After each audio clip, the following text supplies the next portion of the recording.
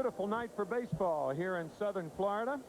Dallas Green, the 15th Mets manager, very, very happy with his ball club this spring. They have obviously worked very, very hard, very enthusiastic.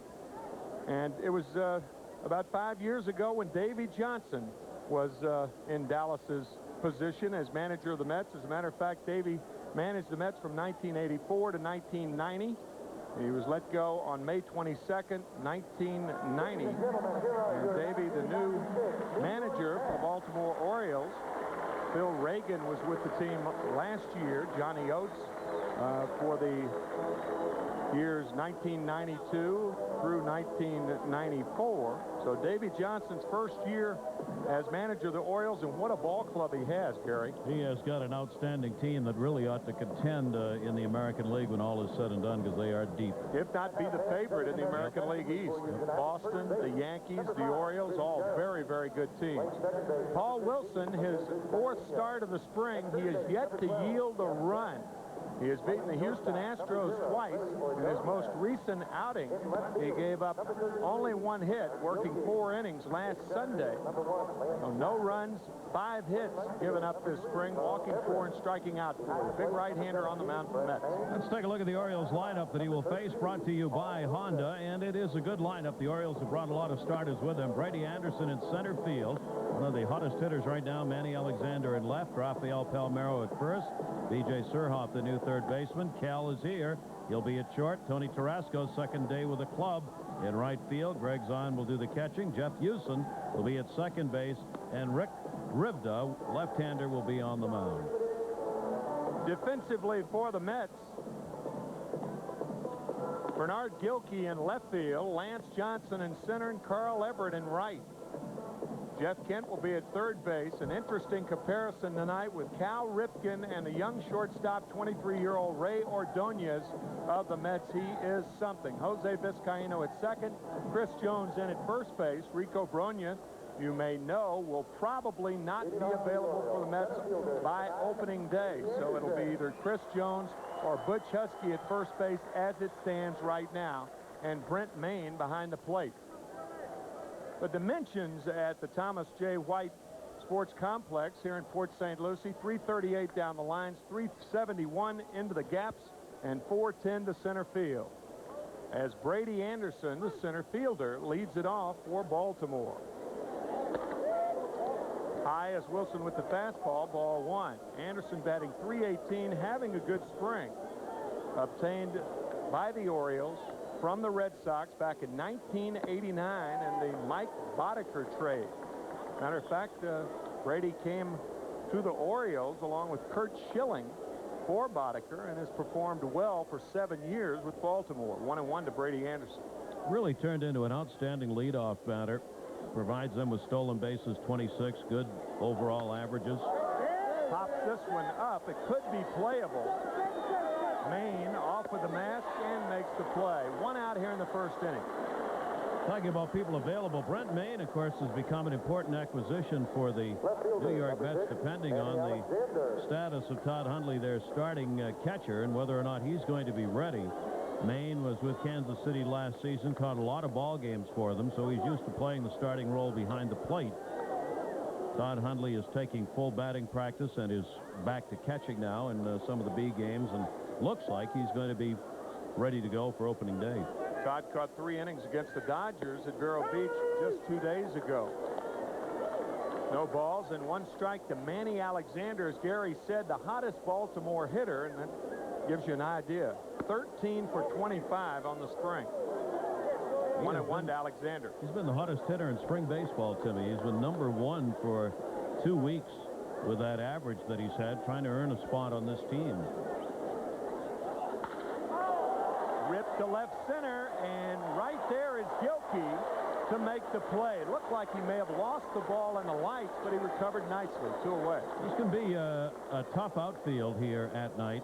When the ball coming out of the stands on a line drive like that, and also in line with the press box where there are some lights on, and the press box level, the balls tend to get caught in. And you see right here, a little tentative on where that was going to come down. Stayed with it, though, and Gilkey makes a nice play. Rafael Palmeiro, the first baseman, and what a talent he is. Signed originally by the Chicago Cubs. He went to the Texas Rangers in the Mitch Williams trade and signed with Baltimore. Very lucrative 4-year contract. Signing as a free agent. 2 balls, no strikes to Palmeiro. Amazing power for a player who's a 300 hitter. He's 39 home runs last year, and you probably count him for that again this year. And you know, when he first came up, I didn't think he was going to be the type of hitter that exhibited that type of power, and Vizcaíno making the play after some trepidation. The Orioles go in order. That's 10 scoreless innings for Wilson this spring. We'll be back after this from Miller Brewing. No score, bottom of the first inning. Rick Krivda, K-R-I-V-D-A, was 2-7 with Baltimore last year. He pitched 75 innings, so this year he's not a rookie. The qualification for a rookie, he must pitch under 50 innings to maintain that qualification. And the lineup he'll be facing tonight is brought to you by your Tri-State Quality Ford dealer. Lance Johnson will be leading it off in center field. Ray Ordonez, the shortstop, will bat second. Bernard Gilkey in left field third. Chris Jones at first base in the cleanup spot for this game. Jeff Kent batting fifth at third base. Carl Everett in right field sixth, followed by Jose Vizcaíno, the second baseman. Batting eighth, Brent Mayne, the catcher. And number 9, the pitcher you've seen, Paul Wilson. Center fielder Lance Johnson leading it off for the Mets. Lance batting .348 on the spring. And this is about the time, as Lance fouls it back, that Dallas Green is really thinking about opening day, because this year, remember, opening day is March 31st. So 16 days from now, the bell will ring. Mets, of course, open on April the 1st. At Shea Stadium against the St. Louis Cardinals. And by the way, still plenty of seats available. You can call 718-507-TIXX for good locations for opening day. 0-2 to Lance Johnson. That may have an impact on, we were talking about starting pitching for the Mets, as to who's going to be in there, because the Mets have a cold weather start, including Colorado. And there's some concern about if Pete Harnisch is ready, whether or not they would want to bring him back to pitch when they're going to be playing in cold weather conditions for the first couple of weeks. Fly ball to left field. Easy play for Alexander. 1 out here in the first inning. Let's take a look at the rest of the Oriole defense. Manny Alexander in left, Brady Anderson in center, and the recently acquired Tony Tarasco in right field. He's been with the Orioles 2 days. B.J. Surhoff at third base. And look at that. Cal Ripken's finally starting again. Yeah, he's at shortstop. Jeff Hewson is at second base. Palmeiro at first, and Greg Zahn behind the plate. Here's Ray Ordonez, the shortstop, and it's high to Ray, ball 1. The Mets will open at home against St. Louis on the 1st, play a 3-game series, then Pittsburgh at home, then go to Cincinnati, and then to Colorado for 4 games. Ground ball, Surhoff at third, throws out Ordonez. 2 quick outs here in the first. Bernard Gilkey coming up. So if you got somebody like Pete Harnisch coming off the shoulder surgery, do you want to bring him back in a cold weather situation to start pitching, or would you hold him out a while longer and allow a Dave Malicki to be in the starting rotation or a Juan Acevedo to be in the starting rotation? That's the decision the Mets have got to make here, because they do apparently want to have 5 starters rather than 4 because of the number of games they will play in consecutive days at the beginning. Fastball for a strike to Bernard Gilkey with 2 out, nobody on. Bernard having a rough spring, 2 for 24 on the spring. Fouled away. No balls, 2 strikes to Gilkey. And for the most part, the first month of the season, the Mets could run into problems with cold weather. They play in St. Louis and Pittsburgh the latter part of the month, along with the Cincinnati-Colorado schedule. And then things begin to warm up in May. You don't know what it's going to be like in Chicago, but they go to Florida for 3 games, the 6th, 7th, and 8th of May. So from a common sense standpoint right now, I know Pete may not want to hear this, but maybe the Mets are pointing to May before allowing Harnish a start.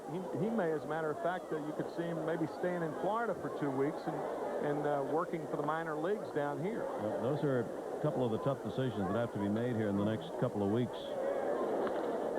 Yoki jam, fair ball. Nice play, Surhoff, and he gets his man. So the Mets, like the Orioles, go in order. No score after 1, and we're back after this from Honda. B.J. Surhoff, who made that last play at third base, did not play third base for the Brewers at all last year. Kind of ironic because he played 6 other positions. He's back at third now, and it looks like he's earned the job. And he leads it off here in the 2nd inning, and he takes a breaking ball for a strike. Well, Paul Wilson. B.J., a native New Yorker, as Ben Vereen would say. 1-1 to B.J. Surhoff.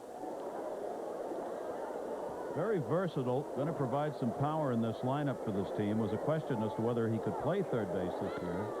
But the way he's played this spring, Davey Johnson says, job's his to lose. I think Davey would rather do that, have Surhoff be at third base, than bring Bobby Bonilla at third base and move Bobby from his right field spot. Ground ball towards second. Easy play for Vizcaíno.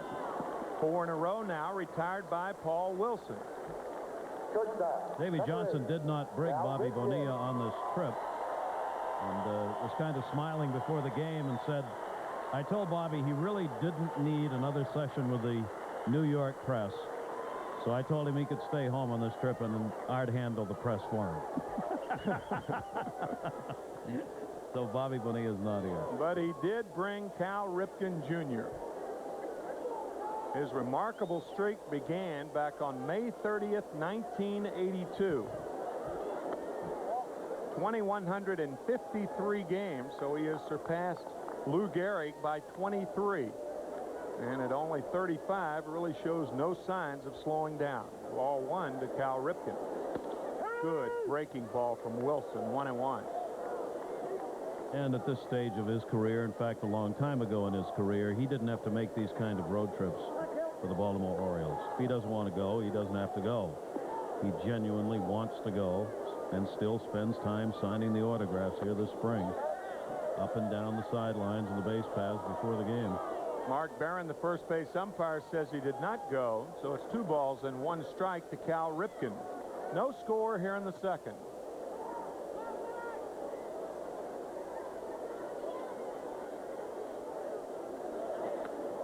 Good breaking ball, a very unusual. I've seen Ripken over the years, as we all have, but I don't believe I've seen that hitch in his preparation to swing. That's almost down below the waist. Outside, full count to Ripken. He's dropped it down, Timmy, and you watch, he brings it up, which he didn't used to do before. He just kind of laid it back and stayed there over the last couple of years. Now he starts it down lower and then will come up with it as he gets ready, right there, as he gets ready to swing. And Ripken's aboard, the first base runner of the ball game. So Cal at first base and Tony Tarasco, recently acquired by the Orioles 2 days ago for Sherman Obando. Here's Cal. You watch. He's got the bat, see, down that hitch Timmy's talking about. He used to just lay it there and come forward. Now he lays it there, and then as the pitch is delivered, he'll bring it up. Yeah, that's the starting position that he used to have, where it was flat against the shoulder, about 3 inches off the right shoulder, as Tarasco takes ball 1. This is quite an acquisition for the Baltimore Orioles.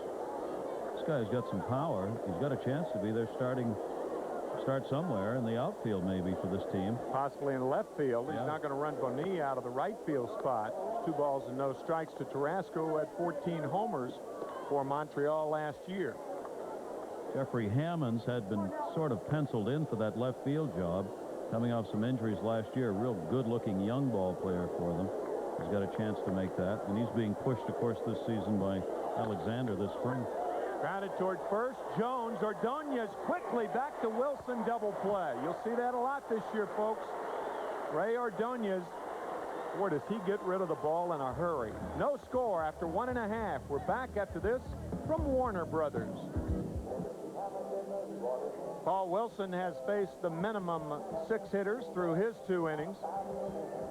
Mets going in order in the bottom of the first. Now, when you think about the Mets and their pitching staff, rarely has a major league team broken camp with full expectations of, for the most part, rookies. I know Isringhausen and Pulsper were up last year, but where 3 rookies are definitely in the starting rotation. Now, Isringhausen and Pulsper are not slated as rookies. Wilson is. He's never pitched in the big leagues. But Isringhausen with 11 decisions last year, Pulsper with 10. But, I mean, here 3 23-year-old pitchers who have assured themselves of starting positions on a team that could be a contender, as Chris Jones leads it off. And Juan Acevedo, who may be as hard a thrower as any of them, and with pure arm strength. It's amazing. I mean, they really do have that amazing depth at pitching, and the decisions have to be made on who gets the opportunity to appear. Chris Jones hoping for an opportunity to appear. It could be at first base. He's a starting first baseman tonight. Off a rather remarkable year. He led the National League in pinch hitting last year with a .400 average. 3 pinch hit home runs out of those 10 hits. Line drive, base hit to right field. So Jones is aboard. First hit of the ball game. And that'll bring up Jeff Kent, the third baseman. He and Butch Husky are in the battle for that spot at first base while Rico Brogna is out. And Chris Jones, of course, will be with the Mets one way or the other, playing some at first, and certainly that bench position that he filled last season will be his again this year. Chris was heavy at the end of last year, and he had a rigid workout regimen this winter with Mac Newton, the ex-Vietnam veteran who runs a almost like boot camp in Arizona. Barry Bonds has been to it. Several football players, and Chris Jones went there, lost 30 pounds as Jeff Kent takes strike 1, 0-1 to Jeff.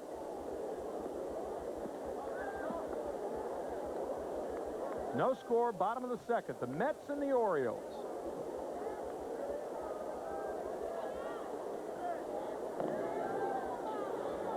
Courtesy toss to first. The Orioles 7-4-1 on the spring. The Mets are 8-5. Jeff is getting to the point, Jeff Kent, things are getting a little frustrating right now at the plate for him. He has not had a good spring thus far. He's taking the extra batting practice, and that's why he's doing it. Rips a single to left field.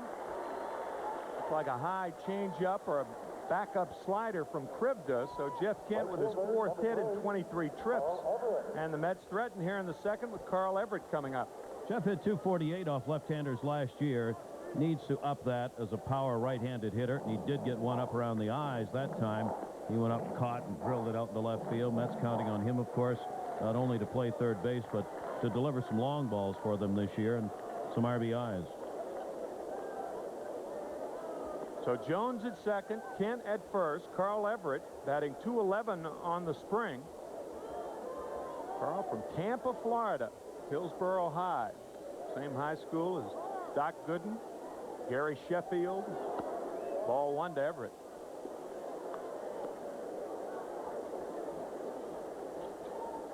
Carl traded for Kilvio Veras. Veras having a terrific year for the Marlins. He led the National League in stolen bases with 56 last year.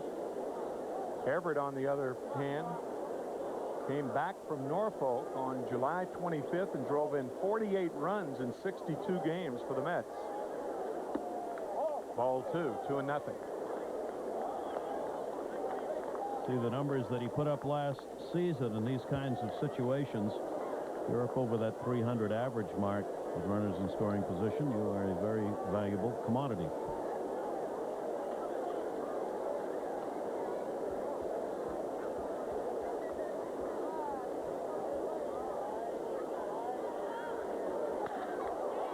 Fly ball, center field. Anderson in to make the play. Quick throw to second. Back in time is Jones. One out. Everett didn't hit that ball well. It was off the trademark. Anderson appeared to think it was hit harder than it was. Because of that, had a late jump. Chest high catch and then the running throw. Thought he had a chance at second base. Kind of deked Jones a little bit because that ball looked like for a while it was going to fall in. So Jones had got off second base 2 or 3 steps, but Everett's ball caught in center.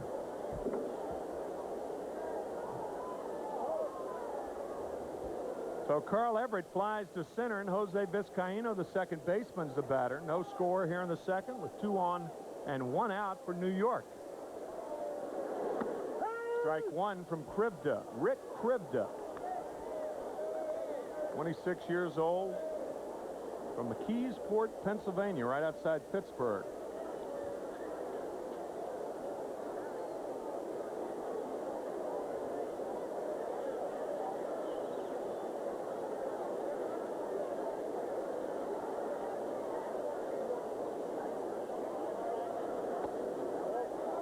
Jones with an idea about running. Dallas Green's Mets have stolen 18 bases this spring. Good time to steal third is with 1 out.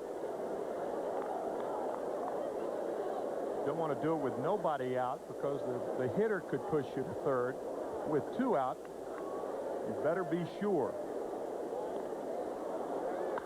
Ground ball up the middle, could be 2.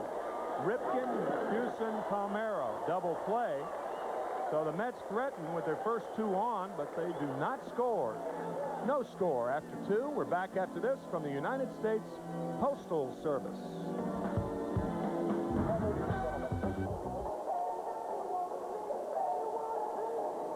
Spring training. No score here in the top of the third. Wilson probably will go 5 innings tonight unless the Orioles have a big inning against him. And if they do that, it'll be something that nobody has done or even come close to this spring. Really good crowd on hand here tonight for this game. It's a perfect evening for baseball. We've had 2 in a row now here at Port St. Lucie after all the rain came down last weekend. And it's just that perfect Florida weather you look for. Temperatures down in the high 60s, mid 60s tonight and in the mid 80s today. Greg Zahn, the catcher for the Orioles, leads it off here in the 7th. Taps one right side, and it finds a hole. First hit of the ball game for Baltimore, and that'll bring up Jeff Houston, second baseman. I haven't spent a lot of time, Timmy, talking about Wilson and what he's delivering up there to the plate, but you've already seen some nasty pitches that he throws.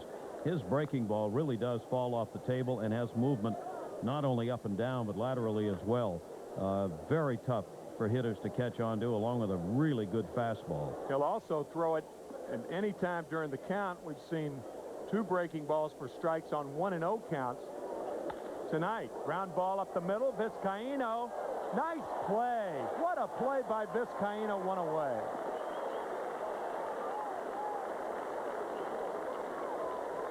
He just wants to show he can play his part of this double play combination. Vizcaino behind second base. Great glove play, and then made the perfect throw chest high to Ordonez coming over to cover at second base. That's one of those that'll get lost in the shuffle, but that's a huge play. It changes the complexion of the inning entirely. Think about it, Gary. You have 2 shortstops playing the middle. Yeah. Vizcaino, primarily a shortstop throughout his major league career, and that's why he has the range at second that he does. Krivda up there to bunt, takes ball 1.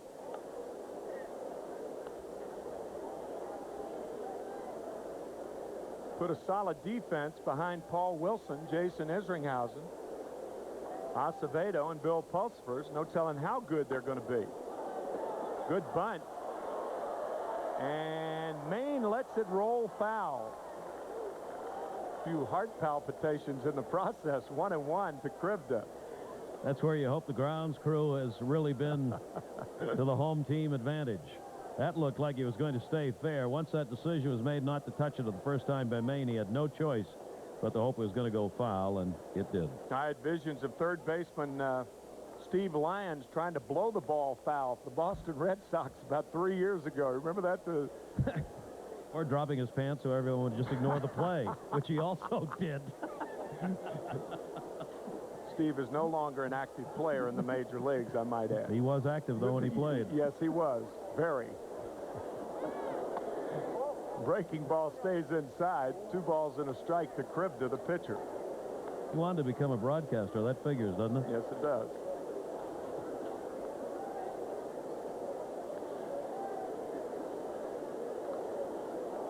When in doubt, move to the booth. When in doubt, keep your pants on.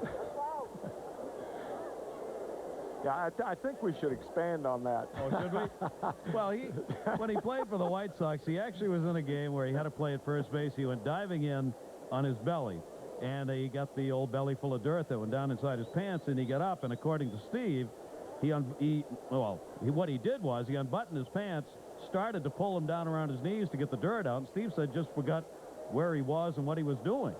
Did it in a ball game in front of a field full of people. Thought he was just in a big locker room. How do you forget? You're in a game. You just slid into first base, Steve. 34,000 stunned fans at Old Comiskey stood by. I always told them they were all disappointed, so don't worry. 2-2 pitch is fouled away, so a strikeout for Paul Wilson, his first of the night. And that'll bring up Brady Anderson now with 2 outs. And Jeff Houston still at first. Brady Anderson. We talked about Wilson last Sunday. He was the first player in the nation selected in 1994, fresh off the campus of Florida State. His first year, he was 0-7. He thought a lot of that could be attributed to too much weight. He lost 25 pounds. And showing up last year to lead the Eastern League in earned run average. During one game with Norfolk, he struck out 17, and he led the minors in strikeouts with 194 and 186 2/3 innings. Just his 3rd year of pro ball. I mean, that's one of the things that's got to be kept in mind when you watch him, is how mature he is as a pitcher. Having very little time behind him. His minor league record is 11-13. I mean, that's combined. That's because of that 0-7 the first year. Couldn't make it up last year, but the Mets are not concerned about that. Only 37 games pitched at the minor league level. 1 ball, no strikes to Anderson, and the breaking ball stays high, 2-0.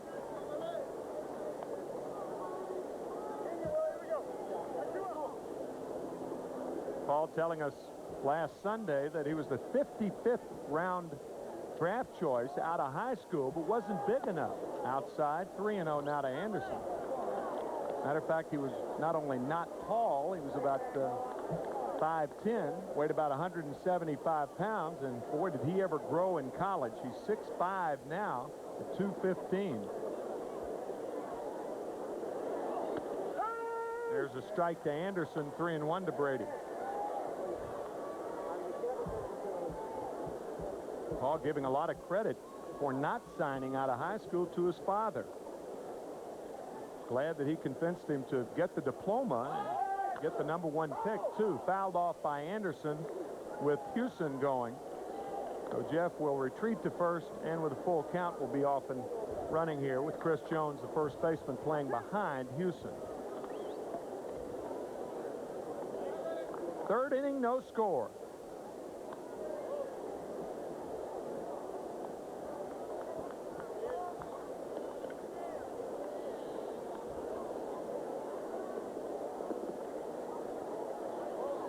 Houston running, tap toward first, and there's the breaking ball with a 3-2 count. If you're willing to use that pitch, as Timmy had said, anywhere in the repertoire, makes it extremely difficult for hitters to be able to guess and to figure out what you're going to throw where. And way out in front of that, because he did not think he was going to see an off-speed pitch on that 3-2 count. I called it a breaking ball. It could have been a change. Change, yeah.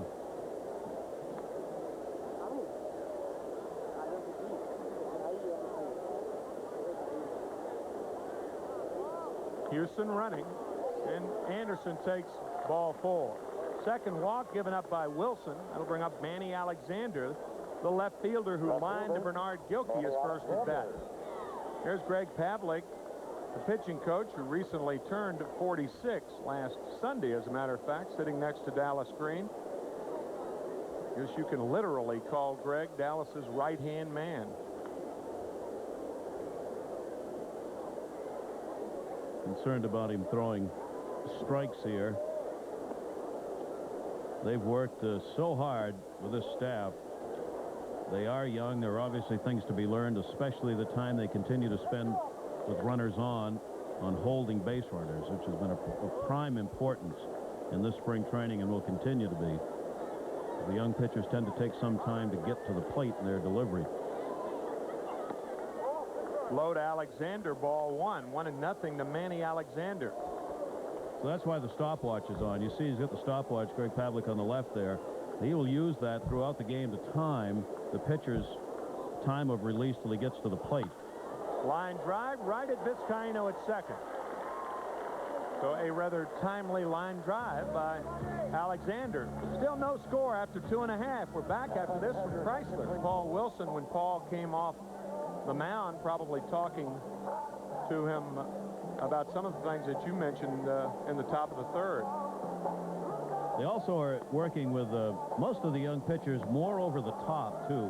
They've had a tendency to drop down, the young pitchers have. Bill Pulsifer's doing that. Wilson's done that a bit. They want them on top of the ball and have worked extra time with them in the off days when they're not throwing to do that. And you saw Pavlik motioning that way.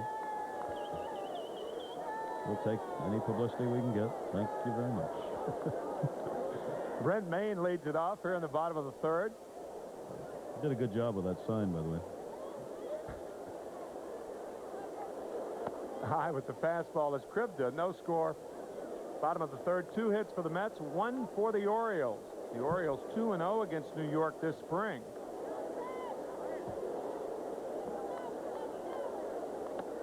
Brent Maine with Kansas City the last 4 years.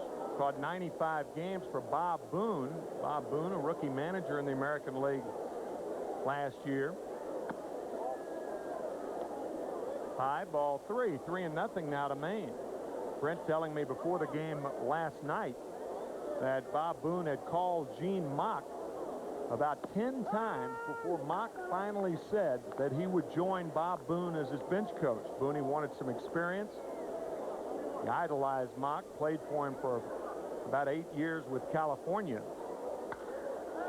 Maine lifts one left center. Anderson back. This ball is over his head. Anderson couldn't get to it, and Maine has a double.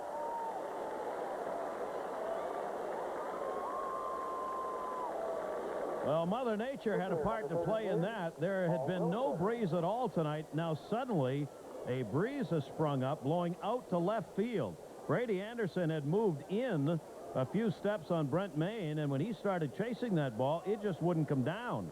And the 29-year-old powers that one to the wall. You see the second leading American League catcher in fielding percentage last year. One of the reasons the Mets acquired him to have him available, and there's that breeze that just has come out of nowhere and helped him get a double. Another one of those baseball axioms. If you're an outfielder, check the flag. Primary colors. Primary colors.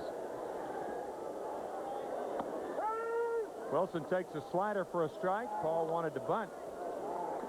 Of course, the author of those primary colors was not anonymous. Betsy Ross wrote that story, right? And took full credit for it, as she should have. 0-1 to Paul Wilson. Palmeiro charging.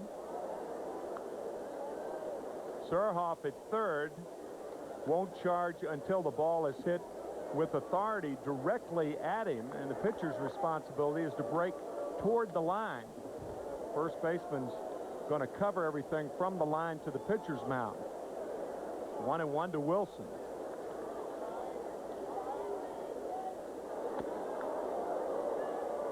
Palmeiro, seeing him swing away, backed up in time, but Paul waves through it. 1 ball, 2 strikes to Paul Wilson.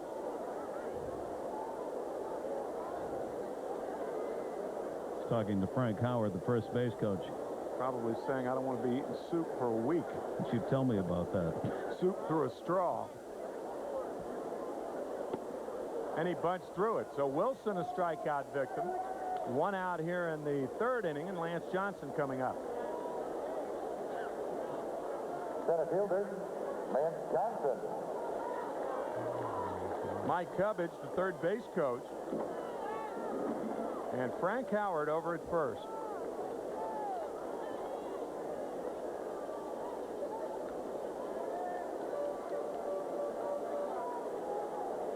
So Lance Johnson, who flied to left field his first at bat, is 0 for 1 on the night. He takes ball 1 high from Kribda.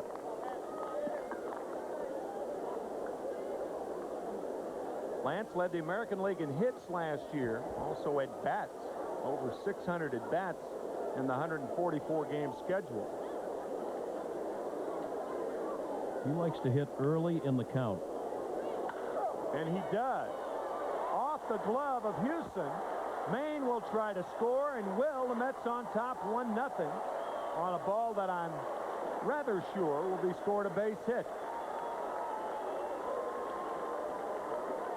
Looked like that might have been playable, at least to make a stop on it, which would have prevented the run from scoring, but may have hopped over the glove. He is a ground ball hitter, hits it high. There you see right on the lip where he got the glove down, and it just skipped right over the top, took a hop on him. And going on the ground ball, easily scoring, was Maine from second base. Matter of fact, he had more ground balls than anybody in the American League last year, did Lance Johnson, as Ray Ordonez is up there. Hit and run situation. Dallas trying to give Ordonez all the experience here in spring training with Johnson in motion.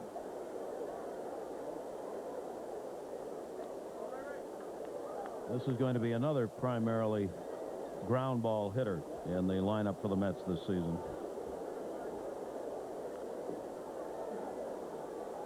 Johnson not running, and the fastball is inside. Even more of a hit and run situation here because the pitch out is more remote. Lance Johnson with 40 stolen bases last year gives the Mets an element that they really haven't had since Vince Coleman was the leadoff hitter here. Not running. Strike one, 1-1.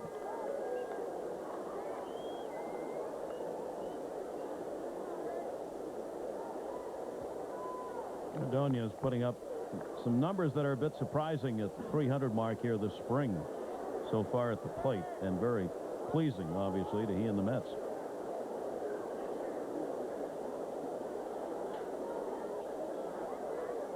I have never seen anyone take a lead like that. Left hand across the body, right hand back. Have to talk to Lance about whether that is a one-way lead or not. Check this out.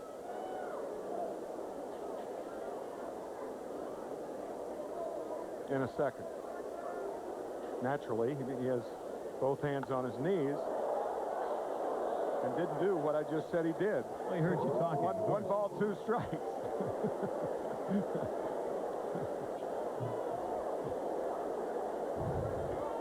Lance Johnson trained in the Cardinal organization and played in the White Sox organization for 8 years. Matter of fact, he still talks to his old teacher, George Kissel, once or twice a year. George, Mr. Fix-It for the St. Louis Cardinals for many, many years, one of the finest instructors that I've ever been around in all the elements of the game. And he was trained by Eddie Stanky, and one of Stanky's things, both as a manager and as a farm director, was that every player in the lineup should be picked off at least one time in spring training. That way, you'll know how far you can get off. Hit hard. Great play, Surhoff. And the throw to second is high. Johnson safe. And we'll see how it's going to be scored. It should be a base hit. He's mad at himself because he had time to make the throw. If you watch, I think you'll see he was surprised. It was one of those, oh, I've got it kind of plays, because it was slashed down the line, and he is playing in, and then he had trouble getting it out of the glove. A good play at second base by Jeff Houston to prevent that from going into right field. Now it's going to be scored an error, and there's a guy who was penalized for making a great play. So with one out, Gilkey the batter, 2 on, 1-0 Mets, 1 in here in the third inning. Breaking ball is low, ball 1.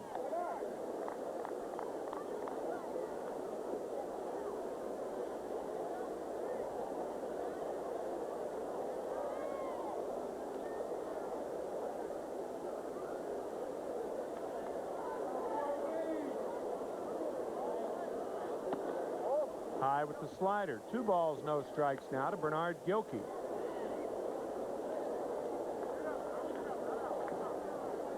Johnson at second. Ordonez at first base.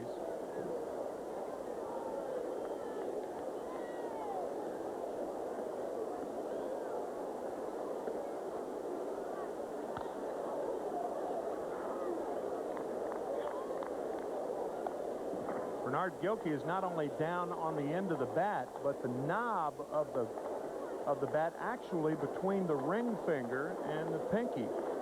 So he's farther. You can't even see the knob. Some guys use that for leverage. They use the knob on the end of the bat for leverage so they can whip the bat. Johnny Bench, a guy used to do that. Johnson broke prematurely. Krivda saw it and threw to Houston, but not in time. Boy, he had a pretty good running start on that one at second base. Lance Johnson maybe trying to read him on the lead here. See right there, 1-2. Houston saw that and got over. Houston was not moving over to cover until Johnson had taken off.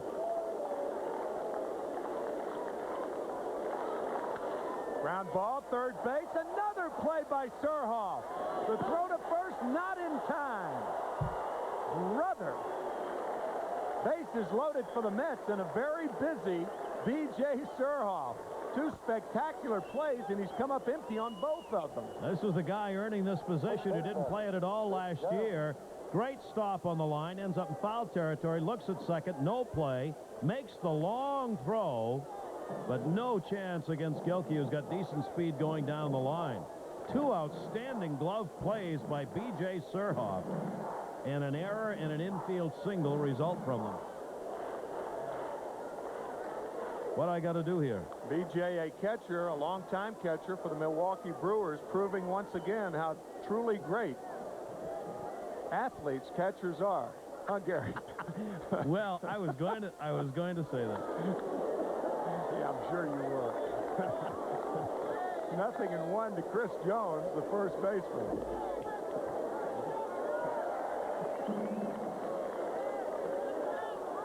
Still only 1 out. The Mets with 1 in here and a chance for more. Jones a single his first time up. He had a pitch to hammer then, but fouled it back. 0-2. You know, the mental part of going from behind the plate to the infield or the outfield is you're used to initiating the action. And at third or first or left field, you're not only not initiating the action, you have nothing to do with the pitch selection. You're reacting. Yeah. Another one fouled away, still 0-2 to Chris Jones. And to Surhoff's credit, I mean, he, as I said, he played 6 positions last year, none of them at third. The year before that, he played 6 positions, did play some at third base. I mean, he's moved around catcher, a couple infield positions, and all of the outfield positions over the last 2 years. And now, that looks like his job's right there at third base. Just inside with a slider. 1 ball, 2 strikes to Chris Jones.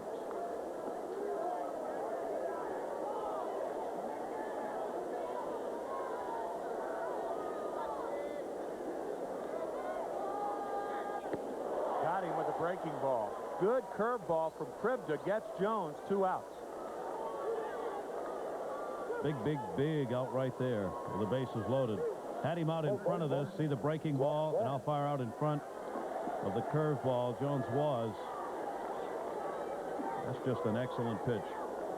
And one he tried to yank, and you're not going to yank that pitch. Not enough on it. Chris asking Jose Vizcaino if the pitch was high enough, and as you saw on your screen, it was. Here's Jeff Kent, who singled to left his first at bat. The Mets with 5 hits lead it 1-0 here in the third. Bases loaded.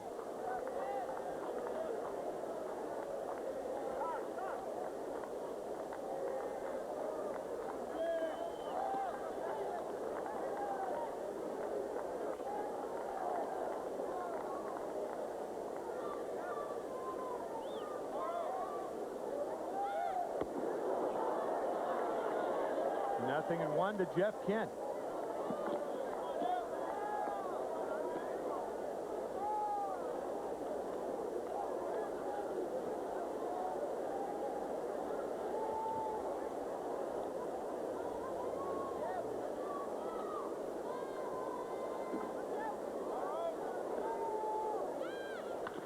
Grounded left side, off the glove of Ripken. 1 run scores, 2 run scores, 3-0 Mets, and the run counts because it crossed home plate before the out was made at third.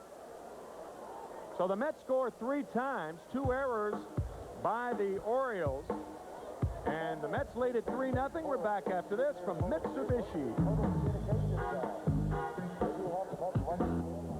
Mets scoring 3 runs in the bottom of the third inning. With the bases loaded and 2 outs, the ball off the heel of the glove by Cal Ripken. And Bernard Gilkey thrown out at third base. But watch Ray Ordonez as he crosses home plate, look back at third, suspecting a play and realizing that he had to run hard. Now, how many 23-year-olds are thinking that far ahead? Here's a guy who thinks ahead for the play-by-play, Gary Thorne. And he does to me. It's what everybody says, the great instincts that he has for the game. I mean, that's a small thing, but it's a very, very important thing, and a lot of guys wouldn't have run hard from second to first. And because he did the run counts, had he not crossed the plate ahead of that out, of course, it would not have counted. Rafael Palmeiro popped out his first time up. Sir Hoff and Cal Ripken do up here in the 4th inning. 3 runs on 5 hits for the Mets. No runs, 1 hit, and 2 errors have been committed by the Orioles in this game. A towering pop-up. Second base, going to be called off. Everett moves in and makes the play. Palmeiro, a couple of pop-ups that way. And one away here in the 4th inning. So Paul Wilson continues to roll along here, giving up only 1 single to Zahn. Greg Zahn, the catcher, in the 3rd inning, the only hit off him.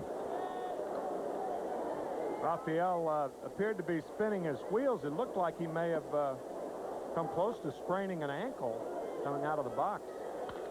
Well, he turns himself around. Vizcaino on the ground ball by B.J. Surhoff, and that's twice. Surhoff has grounded out to second base. So for the Mets defense, a busy night on the right side. For the Orioles defense, a busy night on the left side. Yeah, that 3rd inning was busy for both Surhoff and Ripken. There's Surhoff, the second out here in the 4th. And Cal coming up, drew a walk his first time up. Wilson has walked 2, struck out 1. Continues on this pace here this spring where the opposition's doing virtually nothing against him. That one hit in the air down the left field line, wind blowing it towards that corner, and it is a foul ball. 3:38 down the line, but a little help from the bullpen for the umpires. Foul ball off Cal's bat. Wilson working now in his 13th inning this spring, has given up only 6 hits. Well, if there's people wanted to know why there was good reason to talk about Paul Wilson, we're seeing it here this spring. He will turn 23 before opening day. He's got a birthday coming up on March 28th. A 22-year-old working right now with a 3-0 lead. 2 down, nobody on. Cal drawing a breath here as he moves back in. Ripken starting at 3:33 coming into the game. No home runs, 3 RBIs for him. Wilson with the 0-1. Breaking ball inside corner. 1 ball, missed it. 1 ball, 1 strike.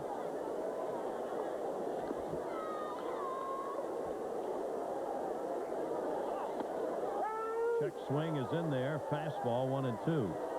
You see how he tied Cal Ripken up on that swing. He showed him the off-speed pitch before that. Comes back with an inside fastball that Ripken thought about, would like to have gotten around on, but just couldn't move the bat. Yeah, that's where you tie hitters up when you throw them inside on the hands. Down, they just drop the bat head on it. Probably the most volatile area that all pitchers try to stay away from, the down and in position. 2 balls and 2 strikes.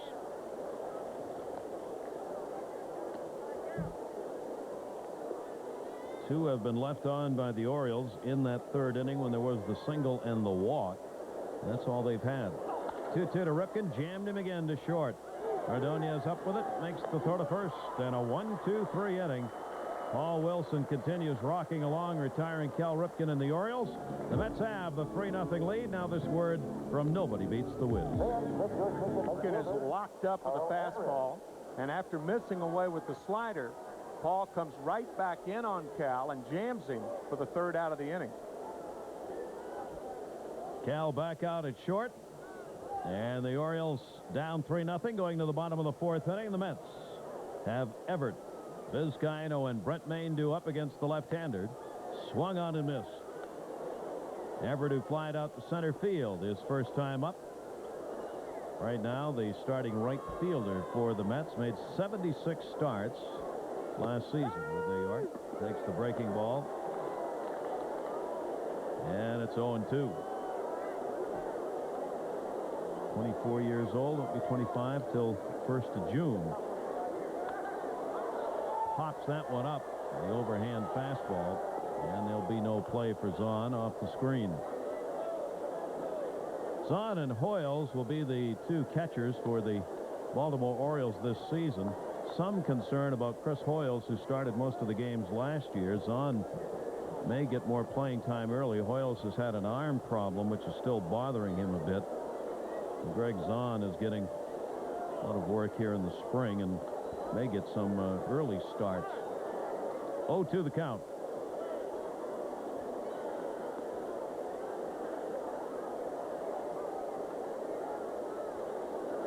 Everett on the outside part of the plate. Houston at second base. Over to Palmeiro. And there's one away here in the 4th inning. 3-0. Mets on top. This game is being brought to you by Nobody Beats the Wiz, Total Home Entertainment Centers. And by your New York, New Jersey, and Connecticut Lexus dealer, who invites you to test drive a Lexus today. Gary Thorne and Tim McIver here at Port St. Lucie on a beautiful night. Paul Wilson, the starter, has given up just 1 single in this game.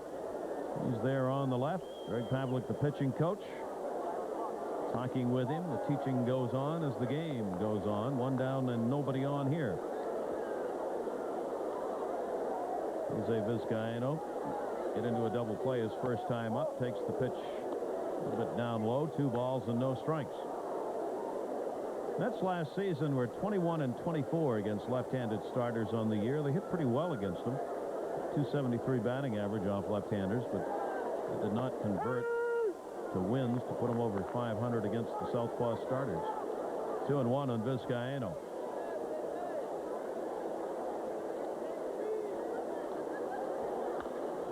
Chops that one towards first. Palmeiro makes the throw back and not in time with the bag.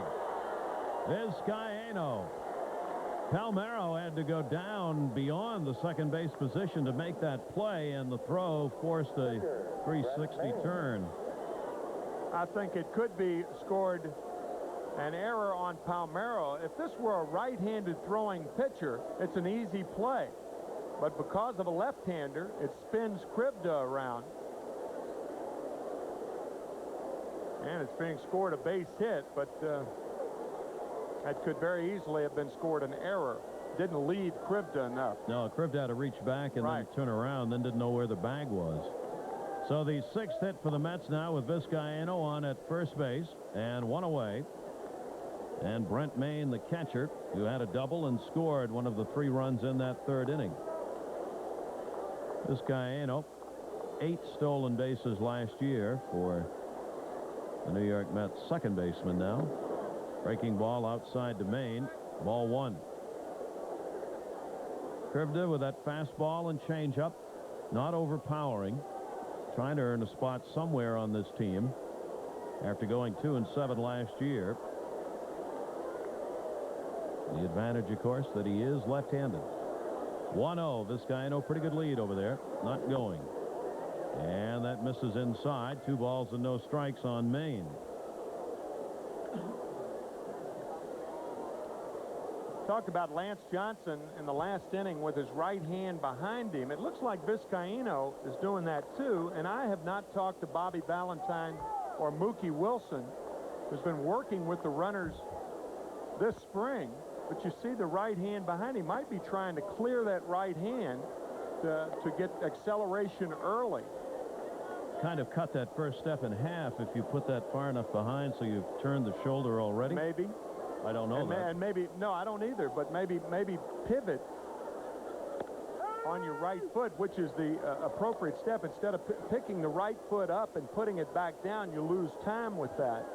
So you try to pivot on that right foot, but I've never really seen a technique where the right hand is behind the body, but it kind of makes sense to clear that. We'll find out. 3-1 the count, 1 down. Vizcaino going. The pitch is outside, ball 4. Vizcaino's in there in any event. So Maine draws the walk. That is going to be the first given up. Runners at first and second now with 1 away, and the pitcher coming up.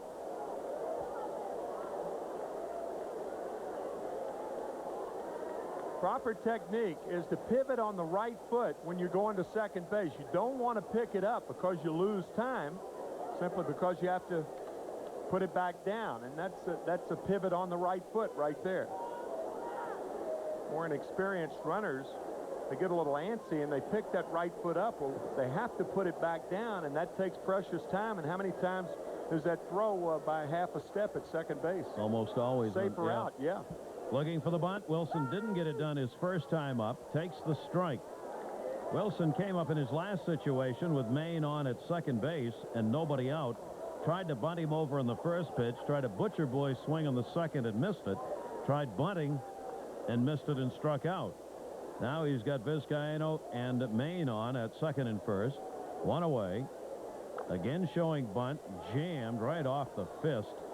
And it's strike 2. I see bunting practice in his future. Yeah, I think Paul's had the bat in foul territory. Unless you put the bat in fair territory, chances are you're going to bunt the ball foul. Best explanation of bunting in a square around position is to catch the ball with the bat. Just like you're catching a ball. Catch it with the bat. That softens the hands.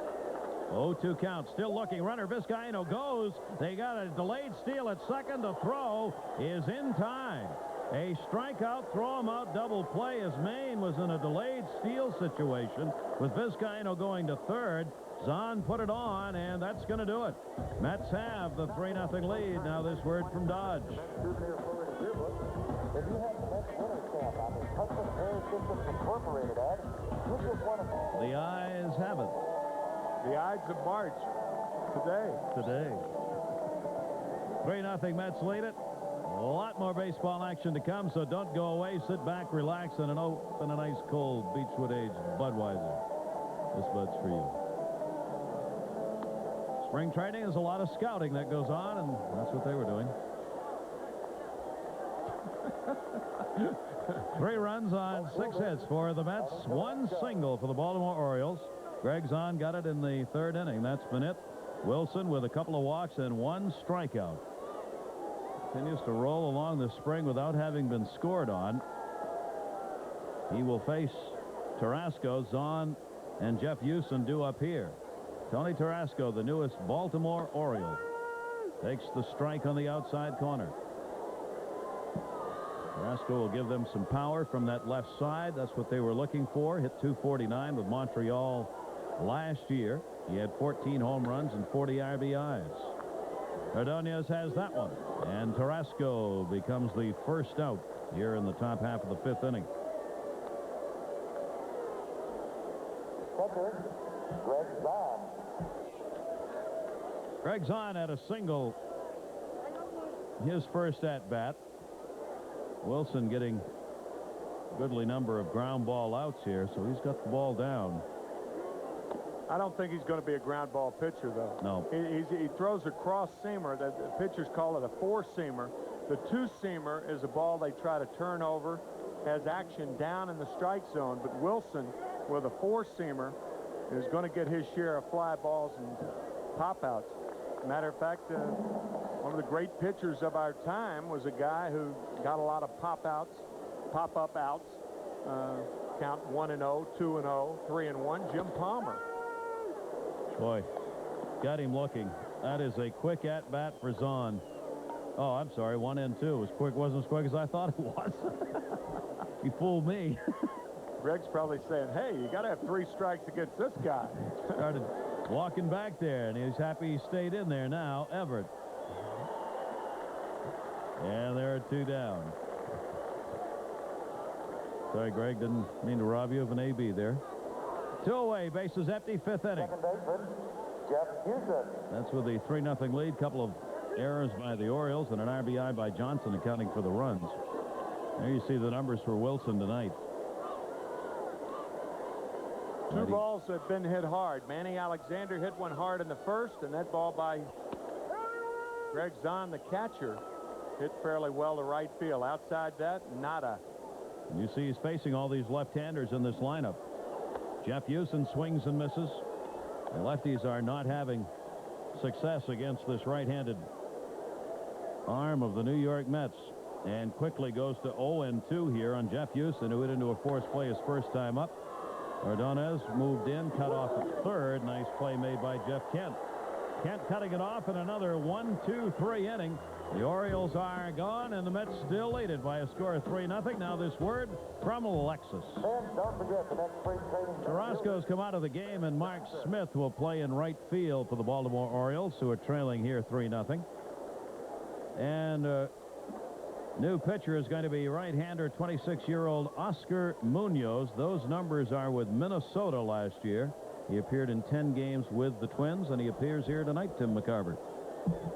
2-1 last year with Tom Kelly and the Minnesota Twins, claimed on waivers by the Orioles in November of '95.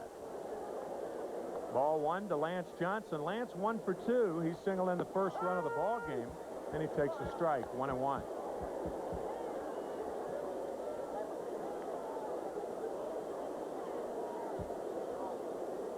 Three nothing Mets here in the 5th.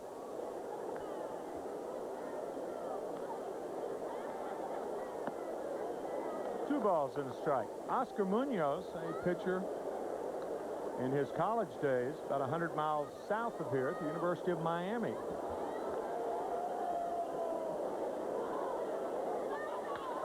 Line to right, base hit for Johnson.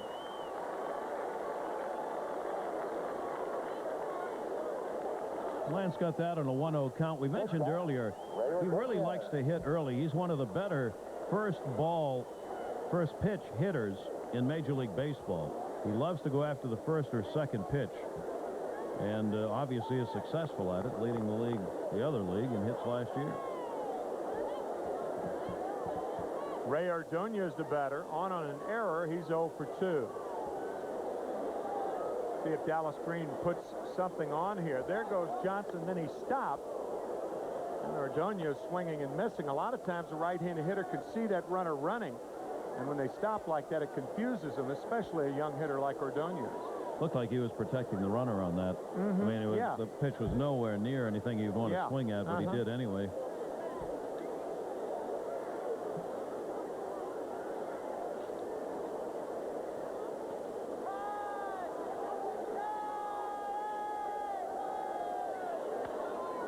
Fouled away. 0-2 to Ordonez.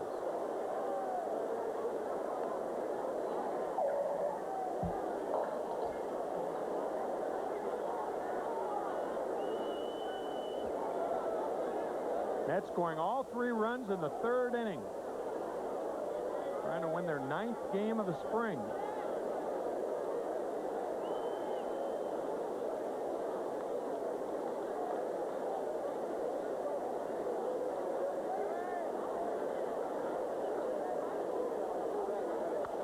fake break by Johnson. And Ordonez once again fouls it back, still 0-2 to Ray.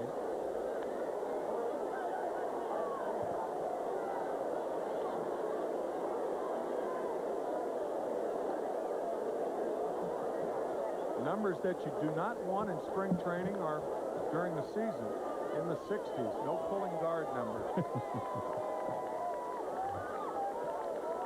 You will be moving, but it won't be with the flow of the play. I was at a camp in the early 60s where they actually had safety pins for the third number. That's how many players that the Cardinals had in camp in Homestead, Florida. As a matter of fact, I was talking to Elrod Hendrick, who is the bullpen coach for the Orioles, and we were there that year and going over old times 34 years ago. I know, don't look at me like that. It's the truth. That's the scary part. Cardinals used to train 20 miles south of Miami. Ordonez turns on one. That would have been a home run in Around Park. Still 0-2 to Ray Ordonez. Which the Mets will play in Monterey. That's right. The 16th, 17th, and 18th of August, the Mets play the San Diego Padres, and obviously in 3 regularly seasoned scheduled games during the championship season in Monterey, Mexico. Ordonez hanging tough, still 0-2 to Ray Ordonez. First games to be played outside of North America that are regularly scheduled Major League Baseball games. It'll be a piece of history for the Mets and the San Diego Padres. And I believe 2 of those we will be broadcasting on WWOR. Friday the 16th and Sunday the 18th.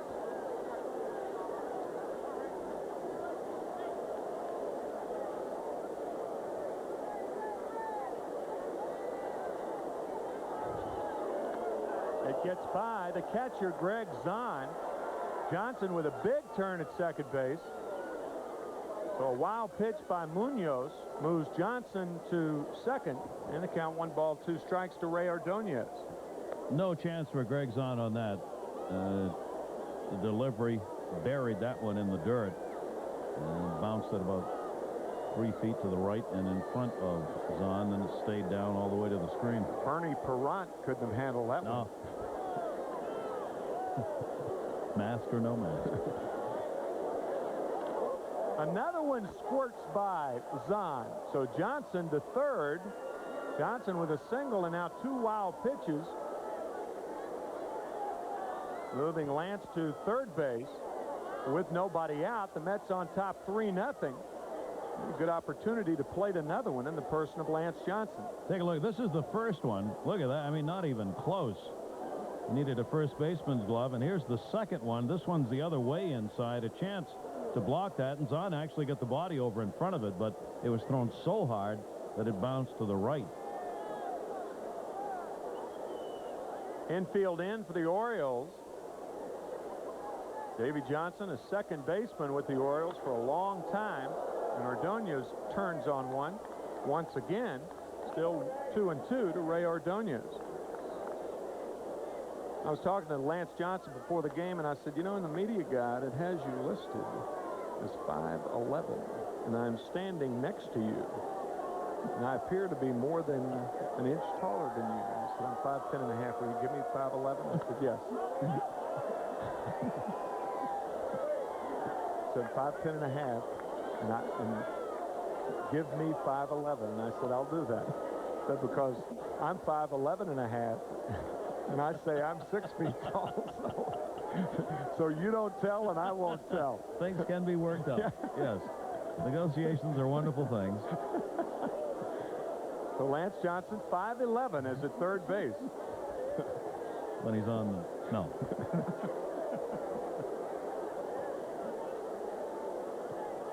Still 2-2 to Ordonez. Got a good breaking ball from Munoz. Gets Ray Ordonez. First strikeout for Oscar Munoz, and then we'll bring up Bernard Gilkey, the left fielder.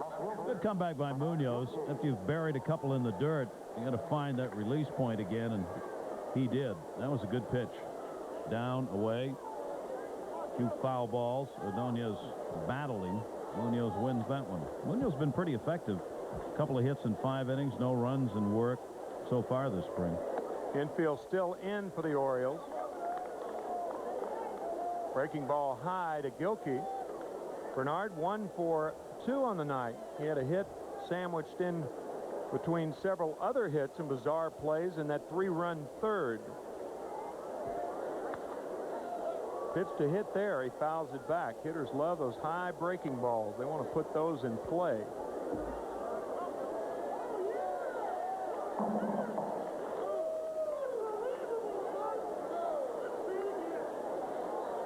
It's a very good ratio of driving in runners from third with less than 2 outs. Line to right. Diving is Smith. He can't come up with it. Johnson scores 4-0 New York. And a rather timely graphic as Gilkey drives in the run from third with less than 2 outs as Smith can't get to it. 4-0 New York. Smith just coming into the ballgame to play right field for Carrasco almost. This line drive is sinking and going towards the line on that slashing drive. He got the glove on it, but it had short hopped and then underneath the body. First baseman, Chris Jones. Tim Bogar in to pinch run for Bernard Gilkey. Tim Bogar, kind of the B.J. Surhoff of the Mets, even though he doesn't play as regularly as Surhoff, but guy who played 6 positions last year for New York. All 4 infield positions, 0-1 to Chris Jones.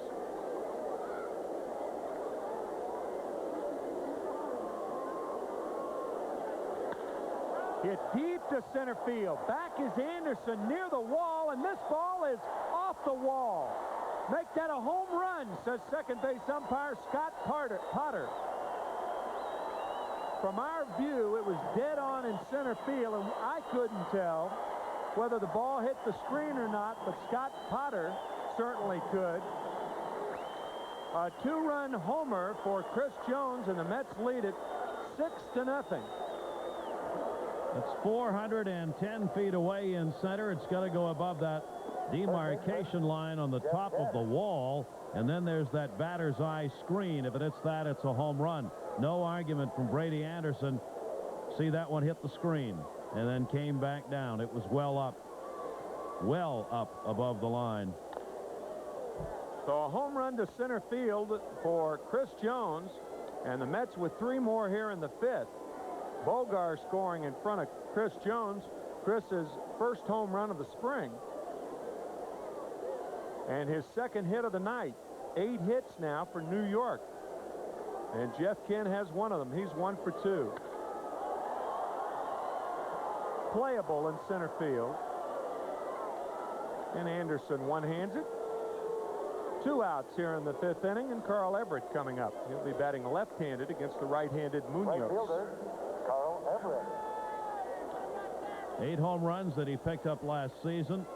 Some thrilling home runs in the pinch hit role, 3 of them for Chris Jones. That bat, you know, Carl Everett, who's struggling at the plate this spring, stays cold. Chris Jones continues to hit the ball like that. He can play the outfield. He had 18 starts in right field last year, 17 in left. So he started 35 times in the outfield, and those 8 home runs and only 182 at-bats. And the Mets need home runs in the lineup. The one thing we've talked about that the Mets worry about is where the pop's going to come from. Well, they've had it tonight. They lead 6-0. And Everett, who was 0 for 2 on the evening, fouls it back. 1-1 to Carl Everett.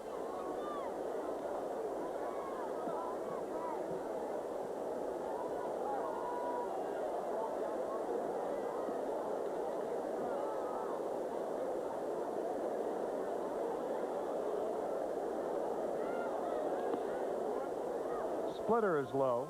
2 balls and a strike now to Everett.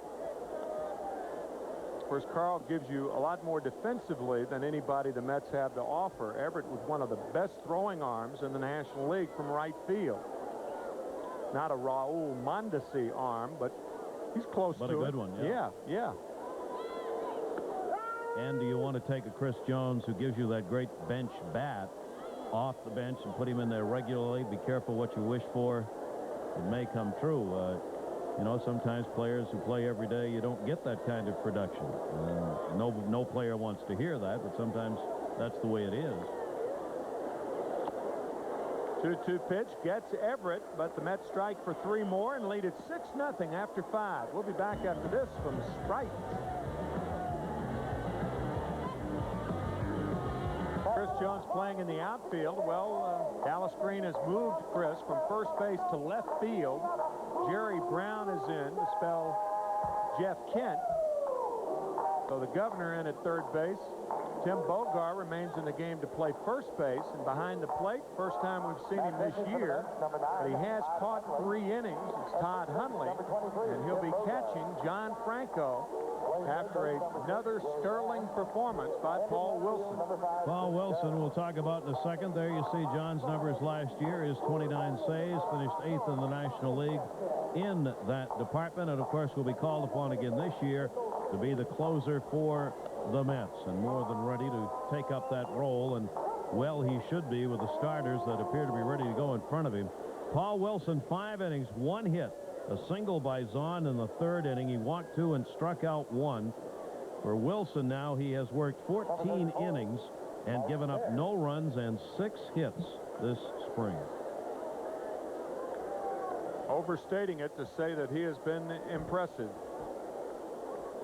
Everybody talks about how Bobby Jones could be the opening day starter. Conceivably, Paul Wilson could be the opening day starter. Mark Smith, the right fielder, swings and misses at a Franco changeup. 0-1 to Mark. Mets on top 6-0 here in the 6th. Tim McCarver, Gary Thorne, glad you have joined us. And we'll be on the air next Saturday when the Mets meet the Dodgers here at Port St. Lucie. Also on the air the 24th, 2 o'clock game time on Saturday. And then Sunday, we'll be on the air at 1 o'clock. 0-2 to Mark Smith.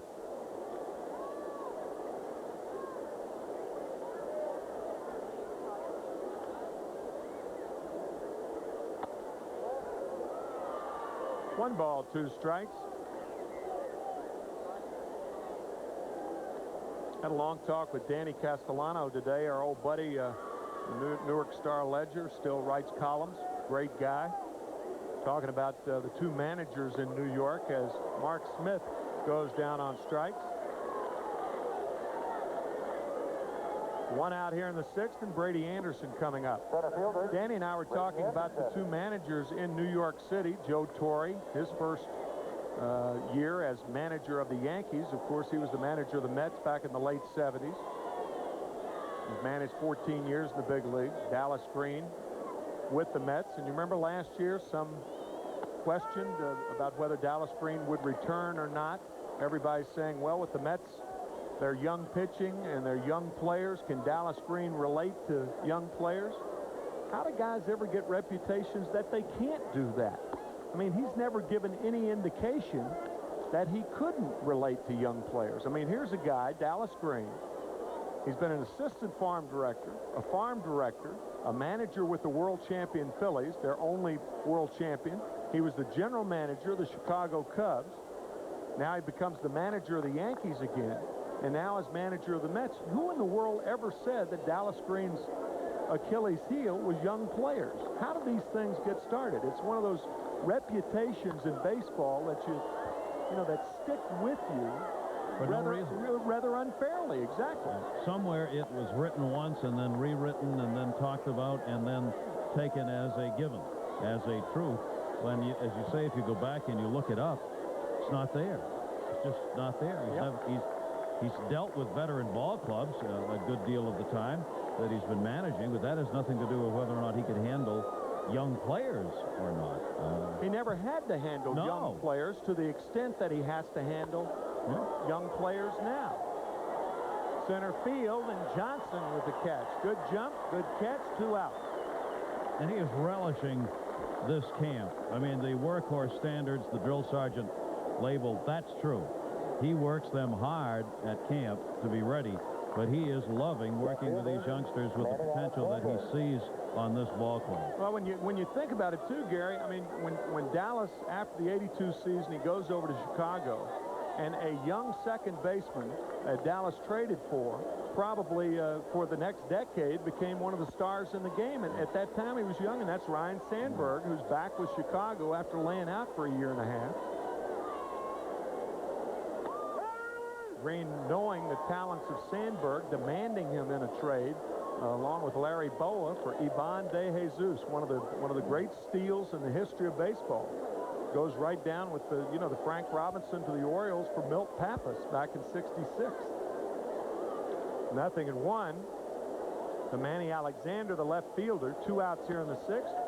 6-0 New York. Also like the fact, too, in dealing with young kids, there's a lot of teaching that's got to be done. And Dallas not only is not afraid, but delegates authority, a lot of it, to people who know what they're doing. The Bobby Valentine is here working with base runners along with Mookie Wilson. They've spent a lot of time doing that, with Pavlik working with the young pitchers. Even though Dallas himself's a pitcher, he gives Greg Pavlik the time to work with these guys and the confidence to let him take charge of these youngsters as he's doing day after day. I mean, that's very important that kind of coaching is going on. He's got the guys to do it, and he's letting them do it. 2-2. The fastball just missing to Alexander. Frank Howard had Frank Robinson on my mind for some reason, since we just talked about that. Same caliber. Yeah, trade. Rookie of the Year for the Dodgers in 1960, Frank Howard. And a ton of time with the outfielders. Frank Howard works with them on throwing the bases and playing the outfield. A very impressive John Franco after 5.5. It's the Mets 6, the Orioles nothing, and we're back after this from Lexus. First pitch, Jose Vizcaíno grounds to second. Nice play by Jeff Houston. 1 pitch, 1 out here in the 6th inning. Jeff Houston, who's played a lot of third base. In fact, when Bobby Valentine was with the Rangers, Houston played there. He moves around the infield, second base where he's at tonight. A nice play. Close.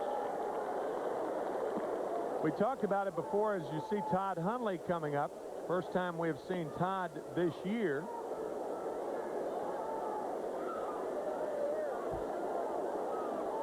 Todd 0 for 2 on the spring. He's appeared in 3 games, and he takes a changeup outside and high. And you Mets fans are seeing some of these players for the first time, perhaps. Certainly an experiment by Dallas Green. Time was called by home plate umpire C.B. Buckner. And one of those players that has been experimented with by Dallas Green at first base is Butch Husky, and he has responded lustily, batting .348. He's on the headset down in the dugout. Butch, you've had a terrific spring. Yeah, it's been fun. I mean, I'm getting a chance to show that I can play at this level, and Dallas has given me every opportunity to play, and things are working out for me right now. He really has been giving you a lot of at-bats down here, right? Yeah, that's the whole key for me. I'm out of minor league options, and all I'm trying to do is try and make the club, because we have a great team here, I think, and we're young right now, but I think everyone's gelling together, and we're playing well right now. 2 outs as Hundley grounds to second. Jerry Brown coming up. Butch, have you thought about last year and of course the year before? Is there any different approach that you're taking this spring since you have been given an opportunity to play on a more regular basis? No, there's no different approach. I'm coming out with the same approach. It's just now that I have to learn first base and learn in a hurry, and that's making me work a little harder on my defense. But I'm not letting my hitting suffer while I'm working on my defense. You certainly haven't. we're just having a good time, working hard and trying to get things together, get ready for the season. How many balls are there in a bag? There's about 70 balls in there. They told me there was only 50, but I think there's 70 in there. And you took all of them today, didn't you? Yeah, I counted them today to make sure. How do you like first base? Oh, it's fun over there. I mean, it's a totally different side of the field you're playing on. The ball comes off the bat a little different, but you know, it's working out pretty good for me. The one thing you don't have to worry about, Butch, is the long throw to first. No, you don't. You just knock the ball down and flip it to the pitcher. And sometimes that can be tough, though, just flipping it to the pitcher. But I'm having fun, and things are working for our team right now. We have a good nucleus of players here, and hopefully we can get things right before the season starts, and we just have a good season this year. 3 balls and 1 strike to Jerry Brown. 2 outs here in the 6th. 6-0 New York.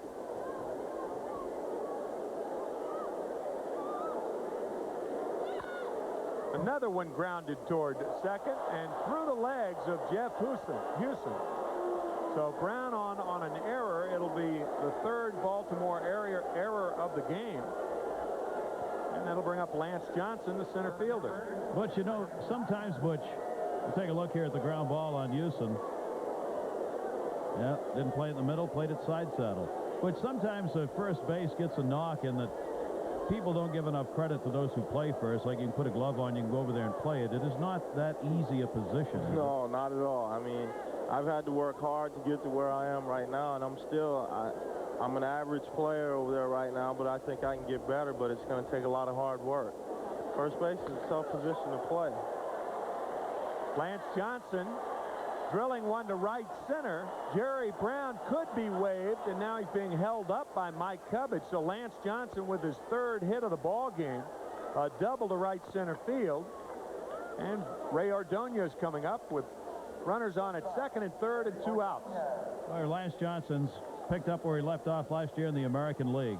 Hits the ball where it's at, and he can drive it in the gap. And with the tremendous leg speed that he has, there's no chance here for Brady Anderson. Brown, Mike Cubbage thought about sending him, but it got in a hurry to the cutoff man, so Cubby held him up, and Johnson was standing at second base. Ray Ordonez 0 for 3 on the night. He is struck out on an error and grounded to 3rd. Our guest in the dugout, Butch Husky, who has done such a terrific job for the Mets at first base this year, batting .348. It seems to me, Butch, that you're more selective this spring. Is that true? Well, yeah. I'm not afraid to fall behind in the count now. I think I'm finding my own as a hitter, so to speak, and I'm just not afraid to fall behind the count anymore. I try to go after every pitch, and it didn't work out for me. I'm being a little more selective, and I'm trying to pick my spots and get the pitch in my zone and try to hit it hard. A lot of that comes with confidence, too, doesn't it, Butch? Oh, yeah. I mean, you get a chance to play in there every day. You know you're going to get 3 or 4 cracks at it, so it makes you kind of relax a little more because you know you're going to have a chance to hit the ball. McCraw's been working with you, the hitting instructor for the New York Mets. I know has taken special interest in getting you ready. He's a good one at that, huh? Yes, we've been working really hard, not only myself, but every other hitter on the team. And Tommy's a great guy to have around, plus he knows what he's talking about. And he's been with the best, he's seen the best, and has videos on the best. And if you take his knowledge and everyone else's knowledge, I think things will work out for you if you stay with it. 2 balls and a strike to Ordonez, hammered to left field, and up against the wall, a short hop, 2-run score. So Ray Ordonez rifling a double down the left field line. Johnson scoring behind Jerry Brown, and the Mets lead it 8-0. Well, if there are scouts here getting the book together on Ordonez, this is one they'll remember. Don't get it there. He got around on that pitch, which is on the inside part of the plate. You saw how deep he drove that. That was 1 hop at the base of the wall with the runners going with 2 down, 2 in. Jim Bogart's first at bat of the evening, and it's high, ball 1. I read somewhere, Butch, I think I read somewhere that Tom McCraw was talking to you about showing you videos of Fred McGriff. Is that somewhere near right? 1-1 to Bogart? Yeah, that's it. The way Freddie stands and has his stance, I'm a little wider, but for the most part, our hands do the same thing. And I just tried to quiet my hands down, and he was a guy that I took upon myself to study a little bit. If you could expand on that, quieting your hands down, exactly what that means for our audience out there. Well, it just means slowing your hands down, because you got to keep your hands back to hit every pitch. And I mean, at least be ready for every pitch. And Freddie's a good hitter, and I just took him out of the bunch Well, continued good luck to you, Butch. You've had a super spring, and I know you hope you're the starting first baseman on opening day. Oh, yeah. Thank you. Thanks a million for being with us. 8-0 Mets after 6. We're back after this from Budweiser. Top of the 7th, and back in for the play-by-play, Gary Thorne. Thank you, Timmy. And Pedro Martinez, the left-handed 27-year-old on for the Mets, and Rafael Palmeiro at the plate leading it off. Changes for the Mets. Kyle Everett moves from right to center field. Change his look at the game. Again, the pitch missing inside to Palmeiro is 0 for 2. Kevin Roberson's come on to play in right field. The shortstop, Luis Rivera, as Ordonez has come out of the game. 2-0 the count. That's piling up 11 hits, only 1 for the Orioles. Swung through on that one, 2 balls and 1 strike. Edgardo Alfonso has come on to play second base for Jose Vizcaino. So the Mets have turned it all around in the positions tonight. Martinez misses, 3 balls and 1 strike. See the numbers for Pedro Martinez. That's going to be a base hit into left field. So Palmeiro gets the single leading off the 7th, just the 2nd hit for the Orioles in this game. Greg Zahn had a single in the 3rd inning. Don Franco came on and worked his inning, got 2 strikeouts, and retired the side in order. And Paul Wilson before that giving up just the 1 hit in the 5 innings he worked. Palmeiro on at first base, and B.J. Surhoff, who was grounded out twice to second, will stand in. Martinez, who pitched with Houston last season, those were the numbers you saw in relief, 25 games with that 7.40 ERA. Spent a lot of the time at AAA in Tucson. Yet right now, if their Mets are going to keep a left-hander in that bullpen, he may have the edge at the moment. Breaking ball misses down low. This is his 3rd outing here this spring. He has worked 4 innings, given up no runs on a couple of hits. He has struck out 1 and walked none. And of the left-handers right now, Martinez has had the better of it in that battle for a spot in the bullpen. Fastball misses down low, 2 balls and 1 strike. A fastball, a cut fastball, and he's working on a changeup. Greg Pavlik working with him on that this spring. Try and give him that 3rd pitch. Fastball there is on the outside corner. And it's 2-2. Surhoff not sure about it.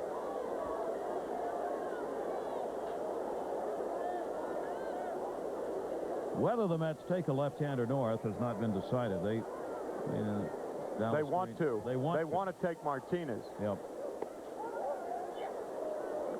They also want to take the best pitchers that they have available, right. And they're hoping Martinez is one of them. Right. You don't want to take a left-hander just to be taking a left-hander. That was a nasty 2-1 pitch to Surhoff. He thought it was low. It looked like a strike. Especially this year. Yeah. That looked like the hollow of the knees to me. Yep. Oh, the definition of a strike zone. How can such a seemingly simple thing be so complicated? Leave it to baseball. Everybody's complaining about the high strike zone and nobody getting high strikes, so they lower the strike zone. Perfect. And he walks him on the 3-2. B.J. Surhoff is on, and the first 2 Orioles here in the 7th inning reach. Palmeiro goes down to second. Surhoff on at first. 2 on, nobody out for Cal Ripken. Cal Ripken has walked and grounded out.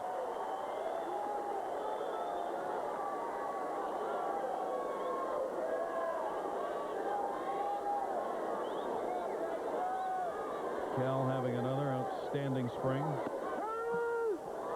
Davey Johnson saying what may be obvious but yet so important, that Ripken continues to be the conscience of the Baltimore Orioles. Davey saying, if I never have to worry about asking other players or trying to tell other players what they need to do to be working at 100% capacity on this team.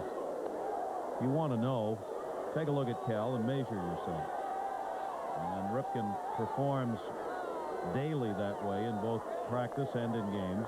And we mentioned the fact that he comes on these road trips, feels he's obligated not only to his team but to the fans, Mets office here in Port St. Lucie had a number of calls today asking whether or not Ripken was going to be on the trip. People who were going to come just to see Cal Ripken play. And there he is. 2-strike count on him. 2 on, nobody out.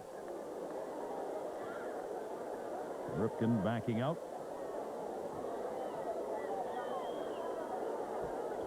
Cal, a 300 hitter with runners in scoring position for the Baltimore Orioles. And trouble on the signs here, so Todd Hundley will head out. Yeah, in trying to be fair about Cal Ripken, he is no longer the best player on the Orioles team. I think the conscience of the Orioles is about as good a word as I've heard to describe Cal Ripken. He's still a very good player, but you have Rafael Palmeiro, who is a much more productive hitter. Roberto Alomar is one of the top 3 players, in my judgment, behind Ken Griffey Jr. and Barry Bonds in the big leagues. You could put Mike Piazza maybe 4th. I think those are the top 4 guys. But he is his leadership it goes beyond statistics. And just missed. All right, now this is a tough outing for Pedro Martinez. And he is just missing on some of these pitches. 2 balls and 2 strikes. A little concerned that he's not getting the calls. 2-2 delivery to Ripken. Swung on, drilled left field. It is deep, near the wall. Jones back. Goodbye, home run. A 3-run shot for Cal Ripken. And the Orioles are on the board. It's 8-3 Mets.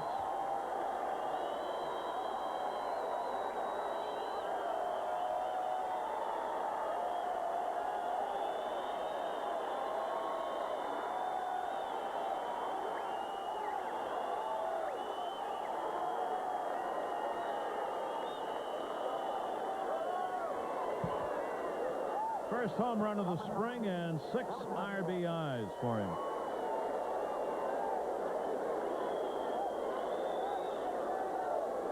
First extra base hit of the spring, as a matter of fact. It's like he golfed that one out of there. Martinez not getting that 1-2 pitch, and it looked like the 2-2 pitch was about in the same spot. There's the changeup by Martinez. 1 ball, 1 strike as Billy Ripken stands in, pinch hitting for Munoz, the pitcher.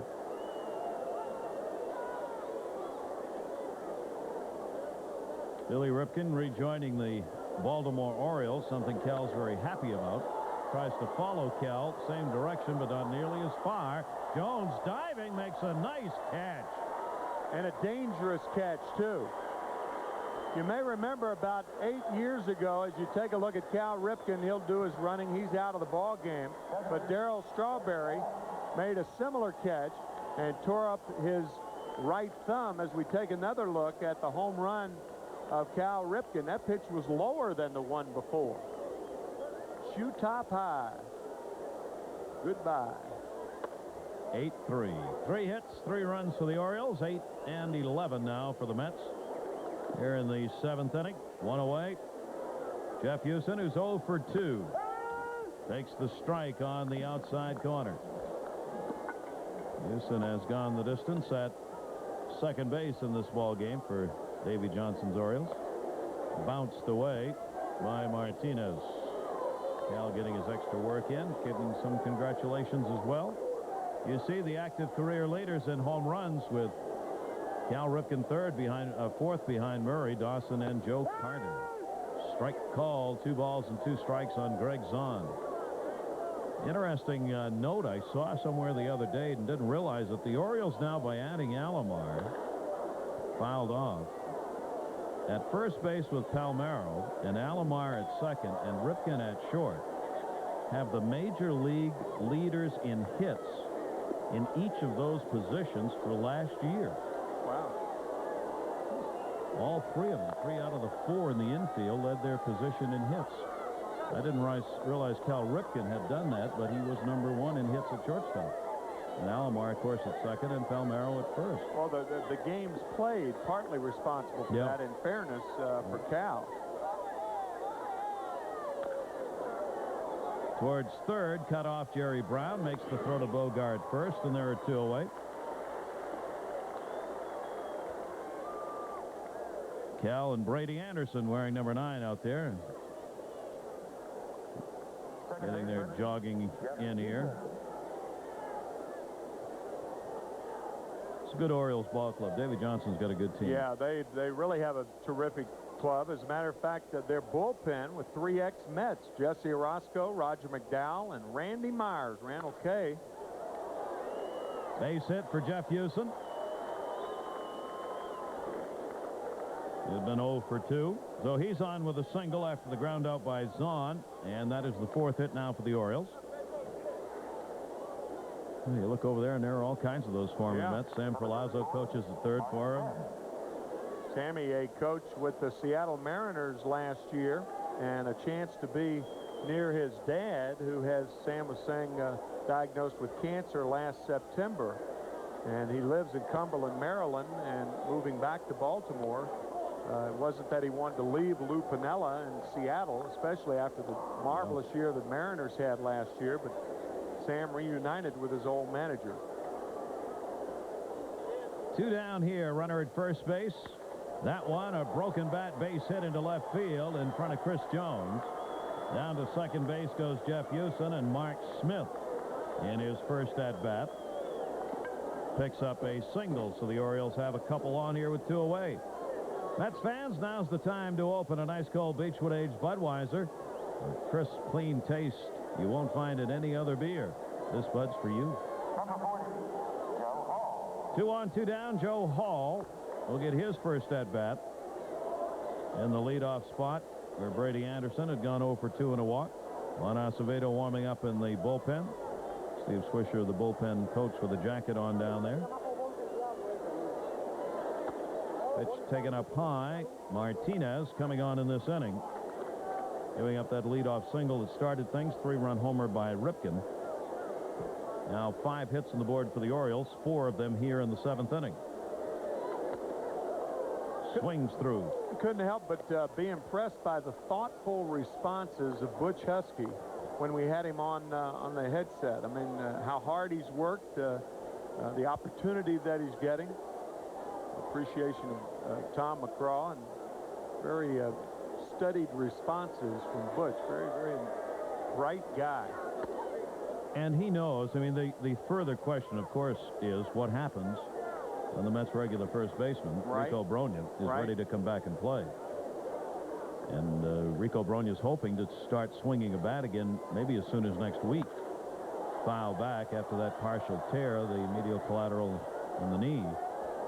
And Butch Husky, as he himself said, is out of options, knows that.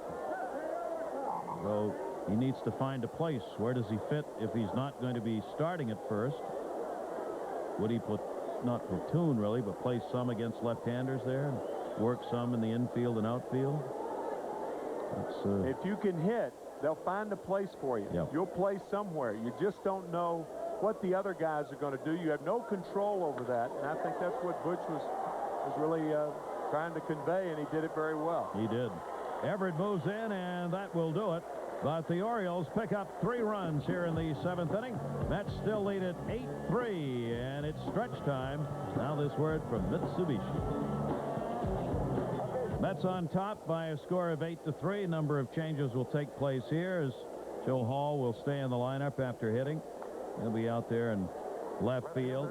Alexander's going to move from left to center. Jeff Houston moves to shortstop from second base. Billy Ripken will stay in the game at second base. And former Met Don Florence, the left-hander, has come on to pitch against Chris Jones, taken outside for a ball. That 3-0 record with the Mets last year in 14 games. Don Florence trying to hook up with the Orioles. Jones the other way. Tailing, reaching up Mark Smith. Jones retired after delivering the home run in his last at-bat as a 2-for-4 game.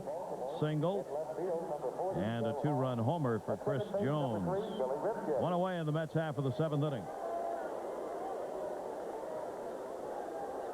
Number 13. batting instructors love to see, after a guy hits a home run, to come up and hit a ball well the other way in his next at bat, because that proves that he's not overly enamored with his power. A lot of times home run hitters can get into so many bad habits, especially in spring training. You fall in love with trying to jerk the ball, even though Jones's home run was to center, but he hit that ball hard to right field. Edgardo Alfonso's first at bat. Jeff Houston at short. Oh my gosh, not even close. Off the camera box, which will protect from adding another base to that.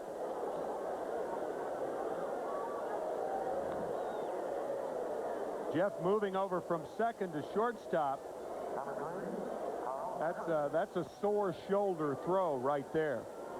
Whenever you see the elbow lead the hand, that means usually that your shoulder is bothering you.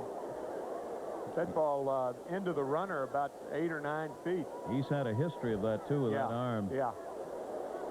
Carl Everett up. Houston will get a chance on the flip. Billy Ripken makes the pivot over to Palmeiro, and that will do it. So despite the error, only 3 Mets up here in the 7th. It remains an 8-3 Mets lead. Take a look at our Miller line score after 7. That is one big T-shirt right there. Fits all sizes.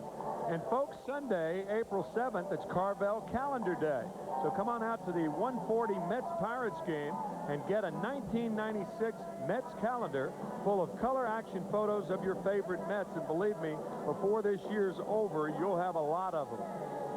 Courtesy of Carvel. Tickets for Calendar Day and all home games are on sale now. Call the Mets at 718-507-TIXX during business hours for information or to charge seats by phone. Per ticket surcharge will apply. That's going to be a big week. The Mets are at home, first week of the season.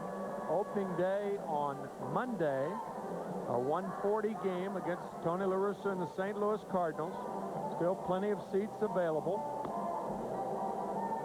So get your opening day tickets and see this young ball club perform, because you're going to be surprised and delighted at some of the talent on this club this year. Yep, really going to be fun to watch.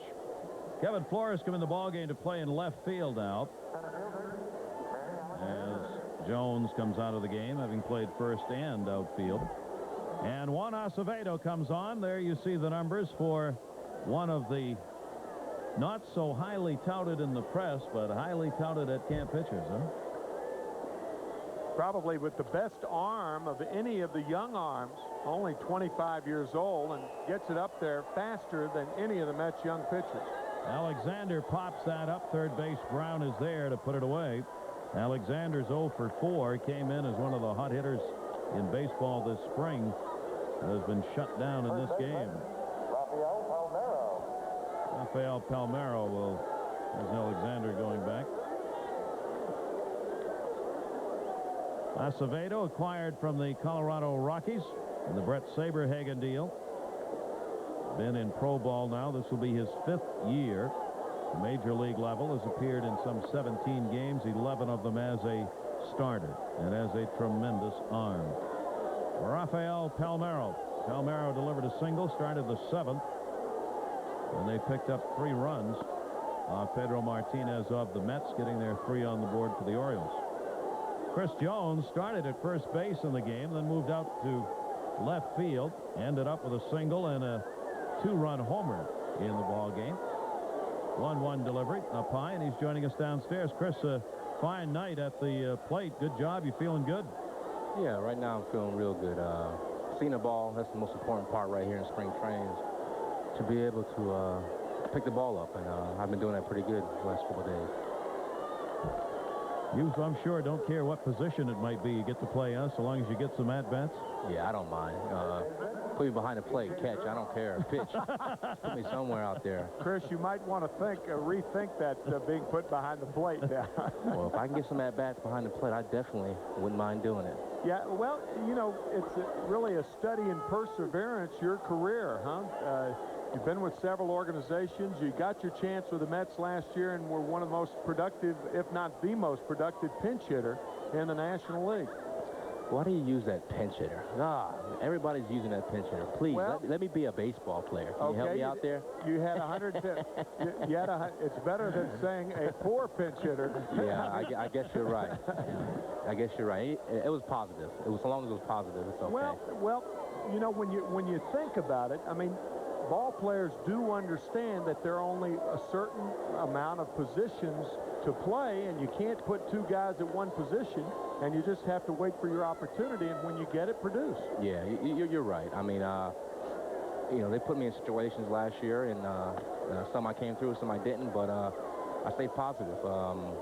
You know, I don't mind where they put me in the outfield or the infield. Just give me a chance to swing the bat. You taking some extra work now? I know you are, Chris, at first base, huh? Yeah, me and Butch taking some ground balls early or either late, just to get, for me, really, to get a little bit more familiar with that first base area. But you know, Butch is doing a real good job over there, and we're both working hard.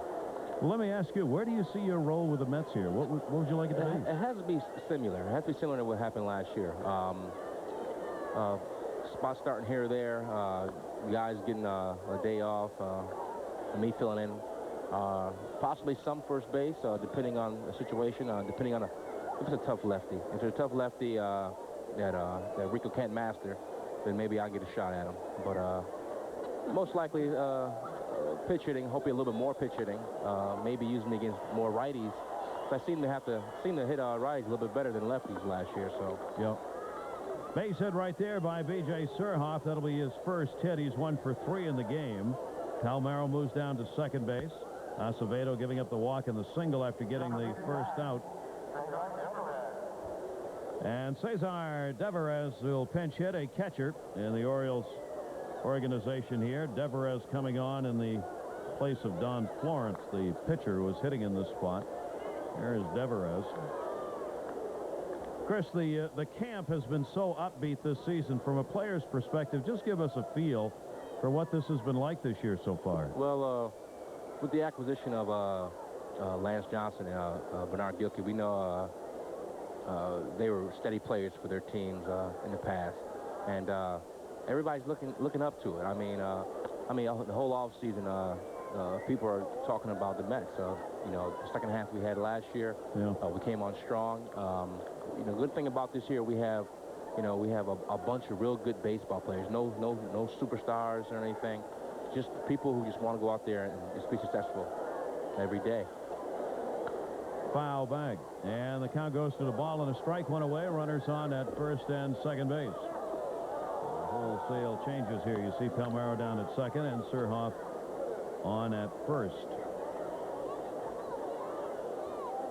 Deverez has not had a lot of at-bats, obviously, here for the Baltimore Orioles, coming on this road trip with them.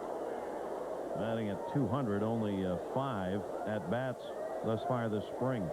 1-1 to the backup catcher. Breaking ball he leaned away from to center. Everett moves in and will make the play on it. Deverez is retired for the second out here in the 8th. 2 down, 2 on. And Billy Ripken will be coming up to take his at-bat.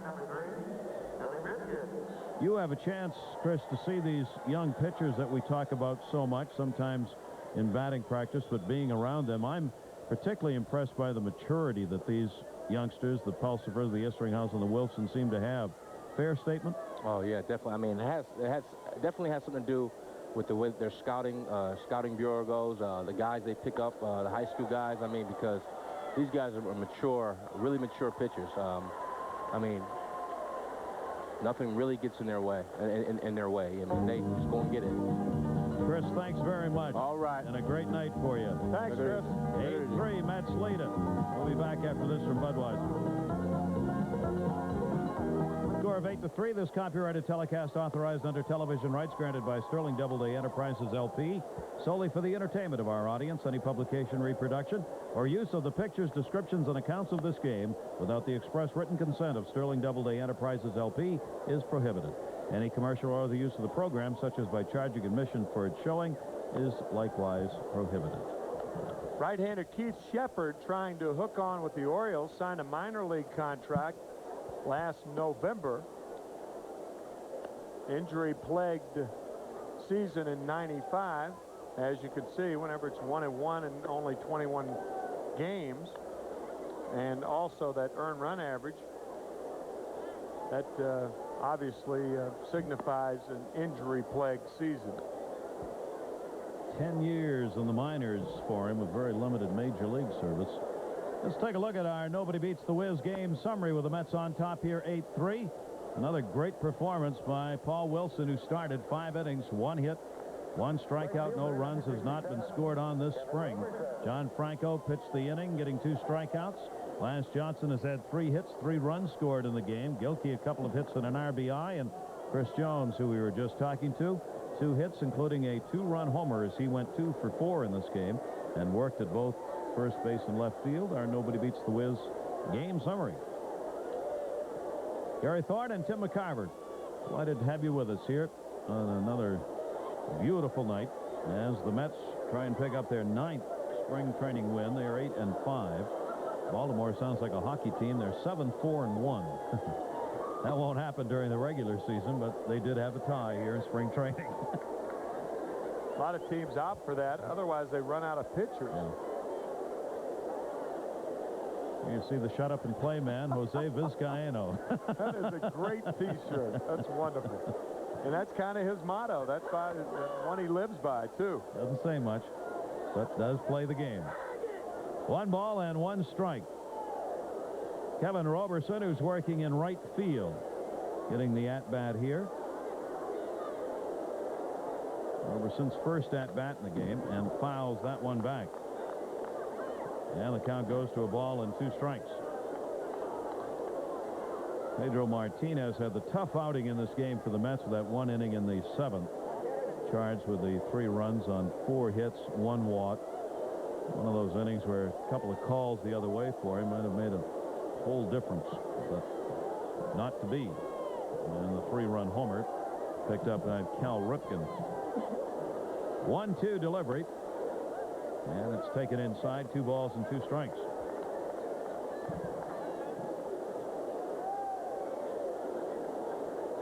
A man of leisure. John Franco, 3-2. Looks like John after the Battle of the Bulge. Just another pitcher's arm. 3-2 delivery, and rifled into right field, diving and all the way by him as Mark Smith lost sight of that ball. Could be an inside the park. Cubby's going to shut him down at third base. Kevin Roberson. Mark Smith started in, never got to where the ball came down, made a last-minute dive, and it went scooting by. Talk about it often, that being caught in between is perhaps the worst thing for any athlete in any sport.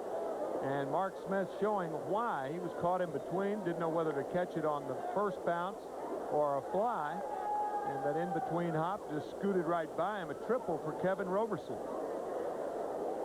So Roberson picks up his 4th hit in 22 at-bats this spring. And here is Todd Hundley.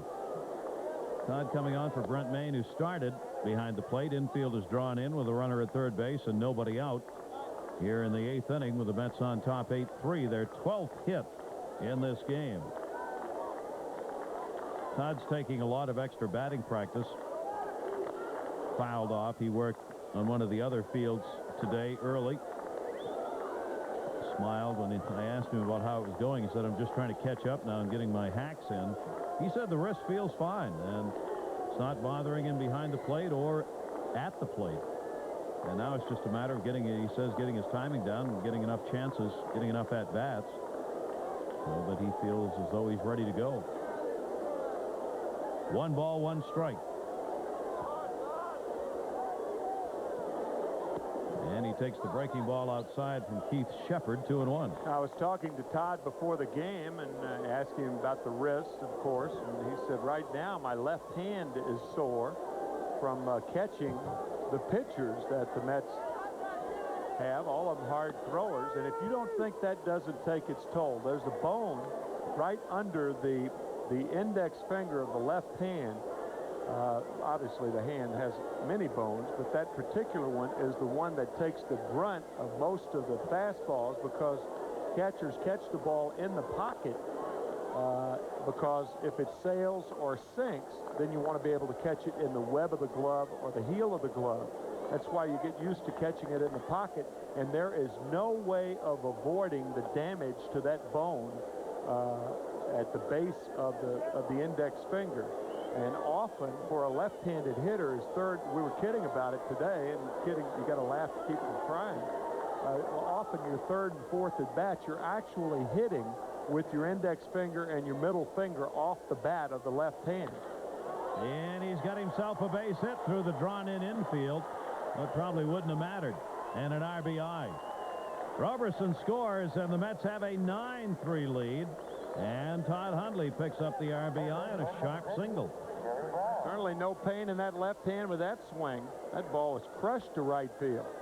But I asked Todd, I looked around the clubhouse and I said, not only do fans not understand, and nobody who really should understand unless they've been back there behind the plate. And I said, really nobody in this clubhouse understands. He said, there's one guy that does. And I said, who? He said, Tim Bogart. He said, because Bogey has had to go back there and try to catch these pitchers that we have, and all of them throwing around 90 to 95 miles an hour. There's Tim in the first baseman's mitt as we talk.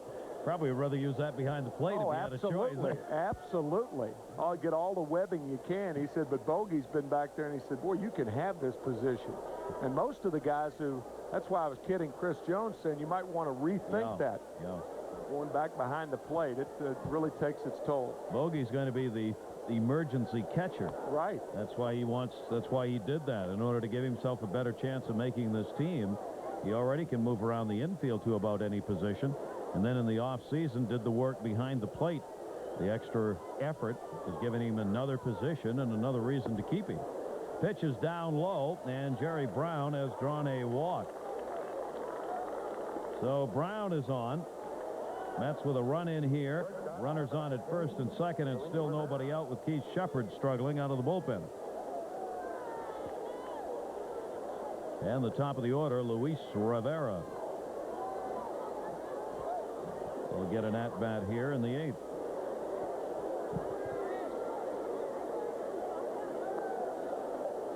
Rivera, of course, put in some outstanding seasons with the Boston Red Sox as their regular shortstop.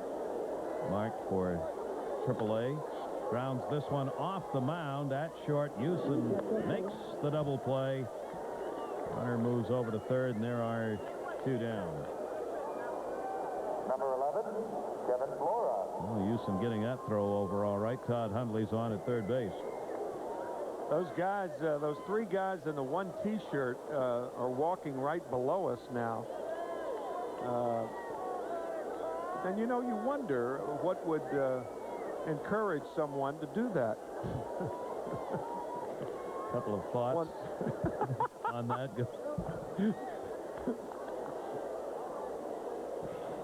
Here's Kevin Flora. Came on to play in left field. His first chance at the plate. Two down. Runner at third base. Mets on top 9-3 in the 8th inning. Fastball foul back. It's one thing that they do it, and then they parade themselves around doing it. Very interesting.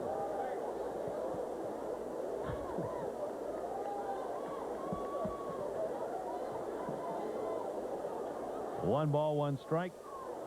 Here's Shepard wants the new baseball. And the Mets, 9 runs on 13 hits in this game. A couple of the runs unearned. They really poured it on. Paul Wilson, a tremendous start. The 5 innings he worked, giving up just the 1 hit. Keeping that going, the Mets with the best spring training ERA coming into the game at 2.67. 2 ball, 1 strike delivery to him. Fastball is in there. 2-2.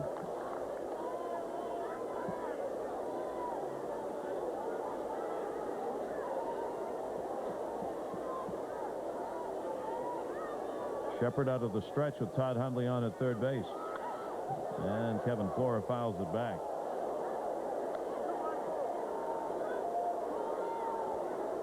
Mets have been playing a number of B games here with the rains that affected. There they are. Maybe it's one T-shirt and one ticket. Maybe that's what they're thinking. You are trying to figure out what they're thinking.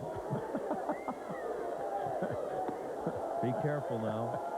Swung on and missed. Shepard gets the strikeout.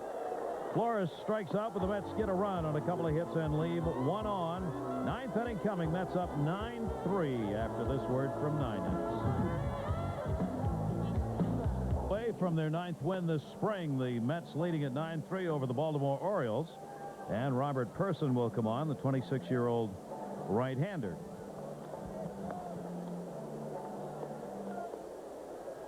Numbers he put up with the Mets last season in 3 games, including 1 start. After moving up from Double-A ball, pitching Double-A and Triple-A last season, mostly out of the bullpen. And Person making his 3rd appearance on the spring. So the Orioles down by 6 go to the 9th inning. And Greg's on. He has spent the entire game behind the plates, picked up 1 hit in 3 at-bats. Off the heel of Todd Hundley's glove. Ball 1.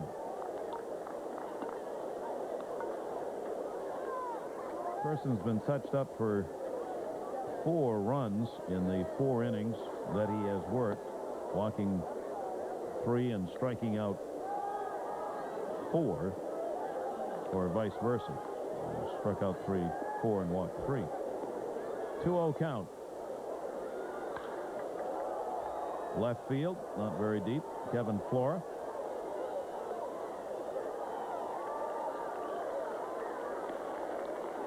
Zahn is retired, 1 away in the 9th. Well, lots of bright lights for the Mets, along with Wilson's performance over the 5 innings. Lance Johnson with the 3 runs scored and a double, couple of singles. Big game for him. Gilkey picked up an RBI single. Chris Jones with a 2 for 4, including his first spring training home run. Good for 2 RBIs on it. Todd Hundley coming on, picking up the RBI single in that last inning. Well, the Mets bats hot tonight with the 9 runs on 13 hits. And just a reminder, I mean, the season for the Mets opens 2 weeks from Monday. 17 days before opening day. Still plenty of seats available. 1:40 against the St. Louis Cardinals. And all fans will be getting a cap from True Value Hardware in that opening day game. Breaking ball misses inside. 2 balls and 1 strike. And the welcome home dinner the next night. There's opening day right there. Monday, April 1st, 1:40 against Tony La Russa and the St. Louis Cardinals. True Value Cap Day, then the welcome home dinner on Tuesday night. Still plenty of seats available for that to help and aid cystic fibrosis. Foul back, 2-2. Then the Pirates move in for the weekend after a Wednesday afternoon game, our first regular season broadcast against the Cardinals. Anxious to see how Tony La Russa and Dave Duncan, Dennis Eckersley in the bullpen. Different Cardinal bullpen, or ball club, really, with Gary Gaetti at third base. Oakland A's Central. Yeah. Flora again puts it away. Or Bay Area Central with Royce Clayton possibly at shortstop, right? The ex-Giant shortstop. It's going to be a very interesting team in St. Louis to watch develop, because that's what's going to be happening. I mean, that is a entirely changed ball club. In Ozzy's situation at short, how that will play out. Yep. Andy Bennis will probably be the opening day starter, formerly with the Padres in Seattle, finishing last year with the Mariners. So you have a chance to catch the Cardinals and take a look and see what they're going to be like, as well as see the New York Mets. The opening day starter has not yet been announced by Dallas Green for the Mets. 0-1 count and 2 away. Mark Smith up. Orioles down 9-3 here in the 9th inning.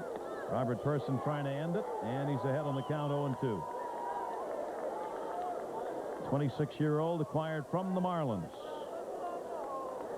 Get some work in at Triple-A, and may very well see some time at the major league level. 0-2 delivery. That's it. It's history. 1-2-3. Person ends it. Mets win it 9-3. Back after this from Dodge. A 9-3 Mets win, and our Budweiser player of the game, the man we were talking to, Chris Jones, as he picked up a 2-for-4 night, including that 2-run homer, his first of the spring. All right, Gary, Mets baseball has been brought to you this evening by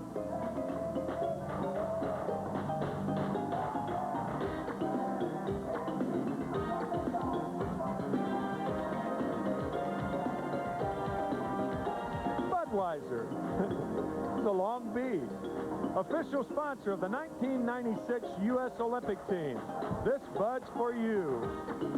And by Coca-Cola. Always playing, always Coca-Cola. Folks, be with us again on Saturday, March 23rd, 8 days from now at 2 o'clock, when the Mets host the Los Angeles Dodgers. This has been a presentation of WWOR-TV, UPN 9 Sports. For Gary Thorne, I'm Tim McCarver. Good evening, everybody.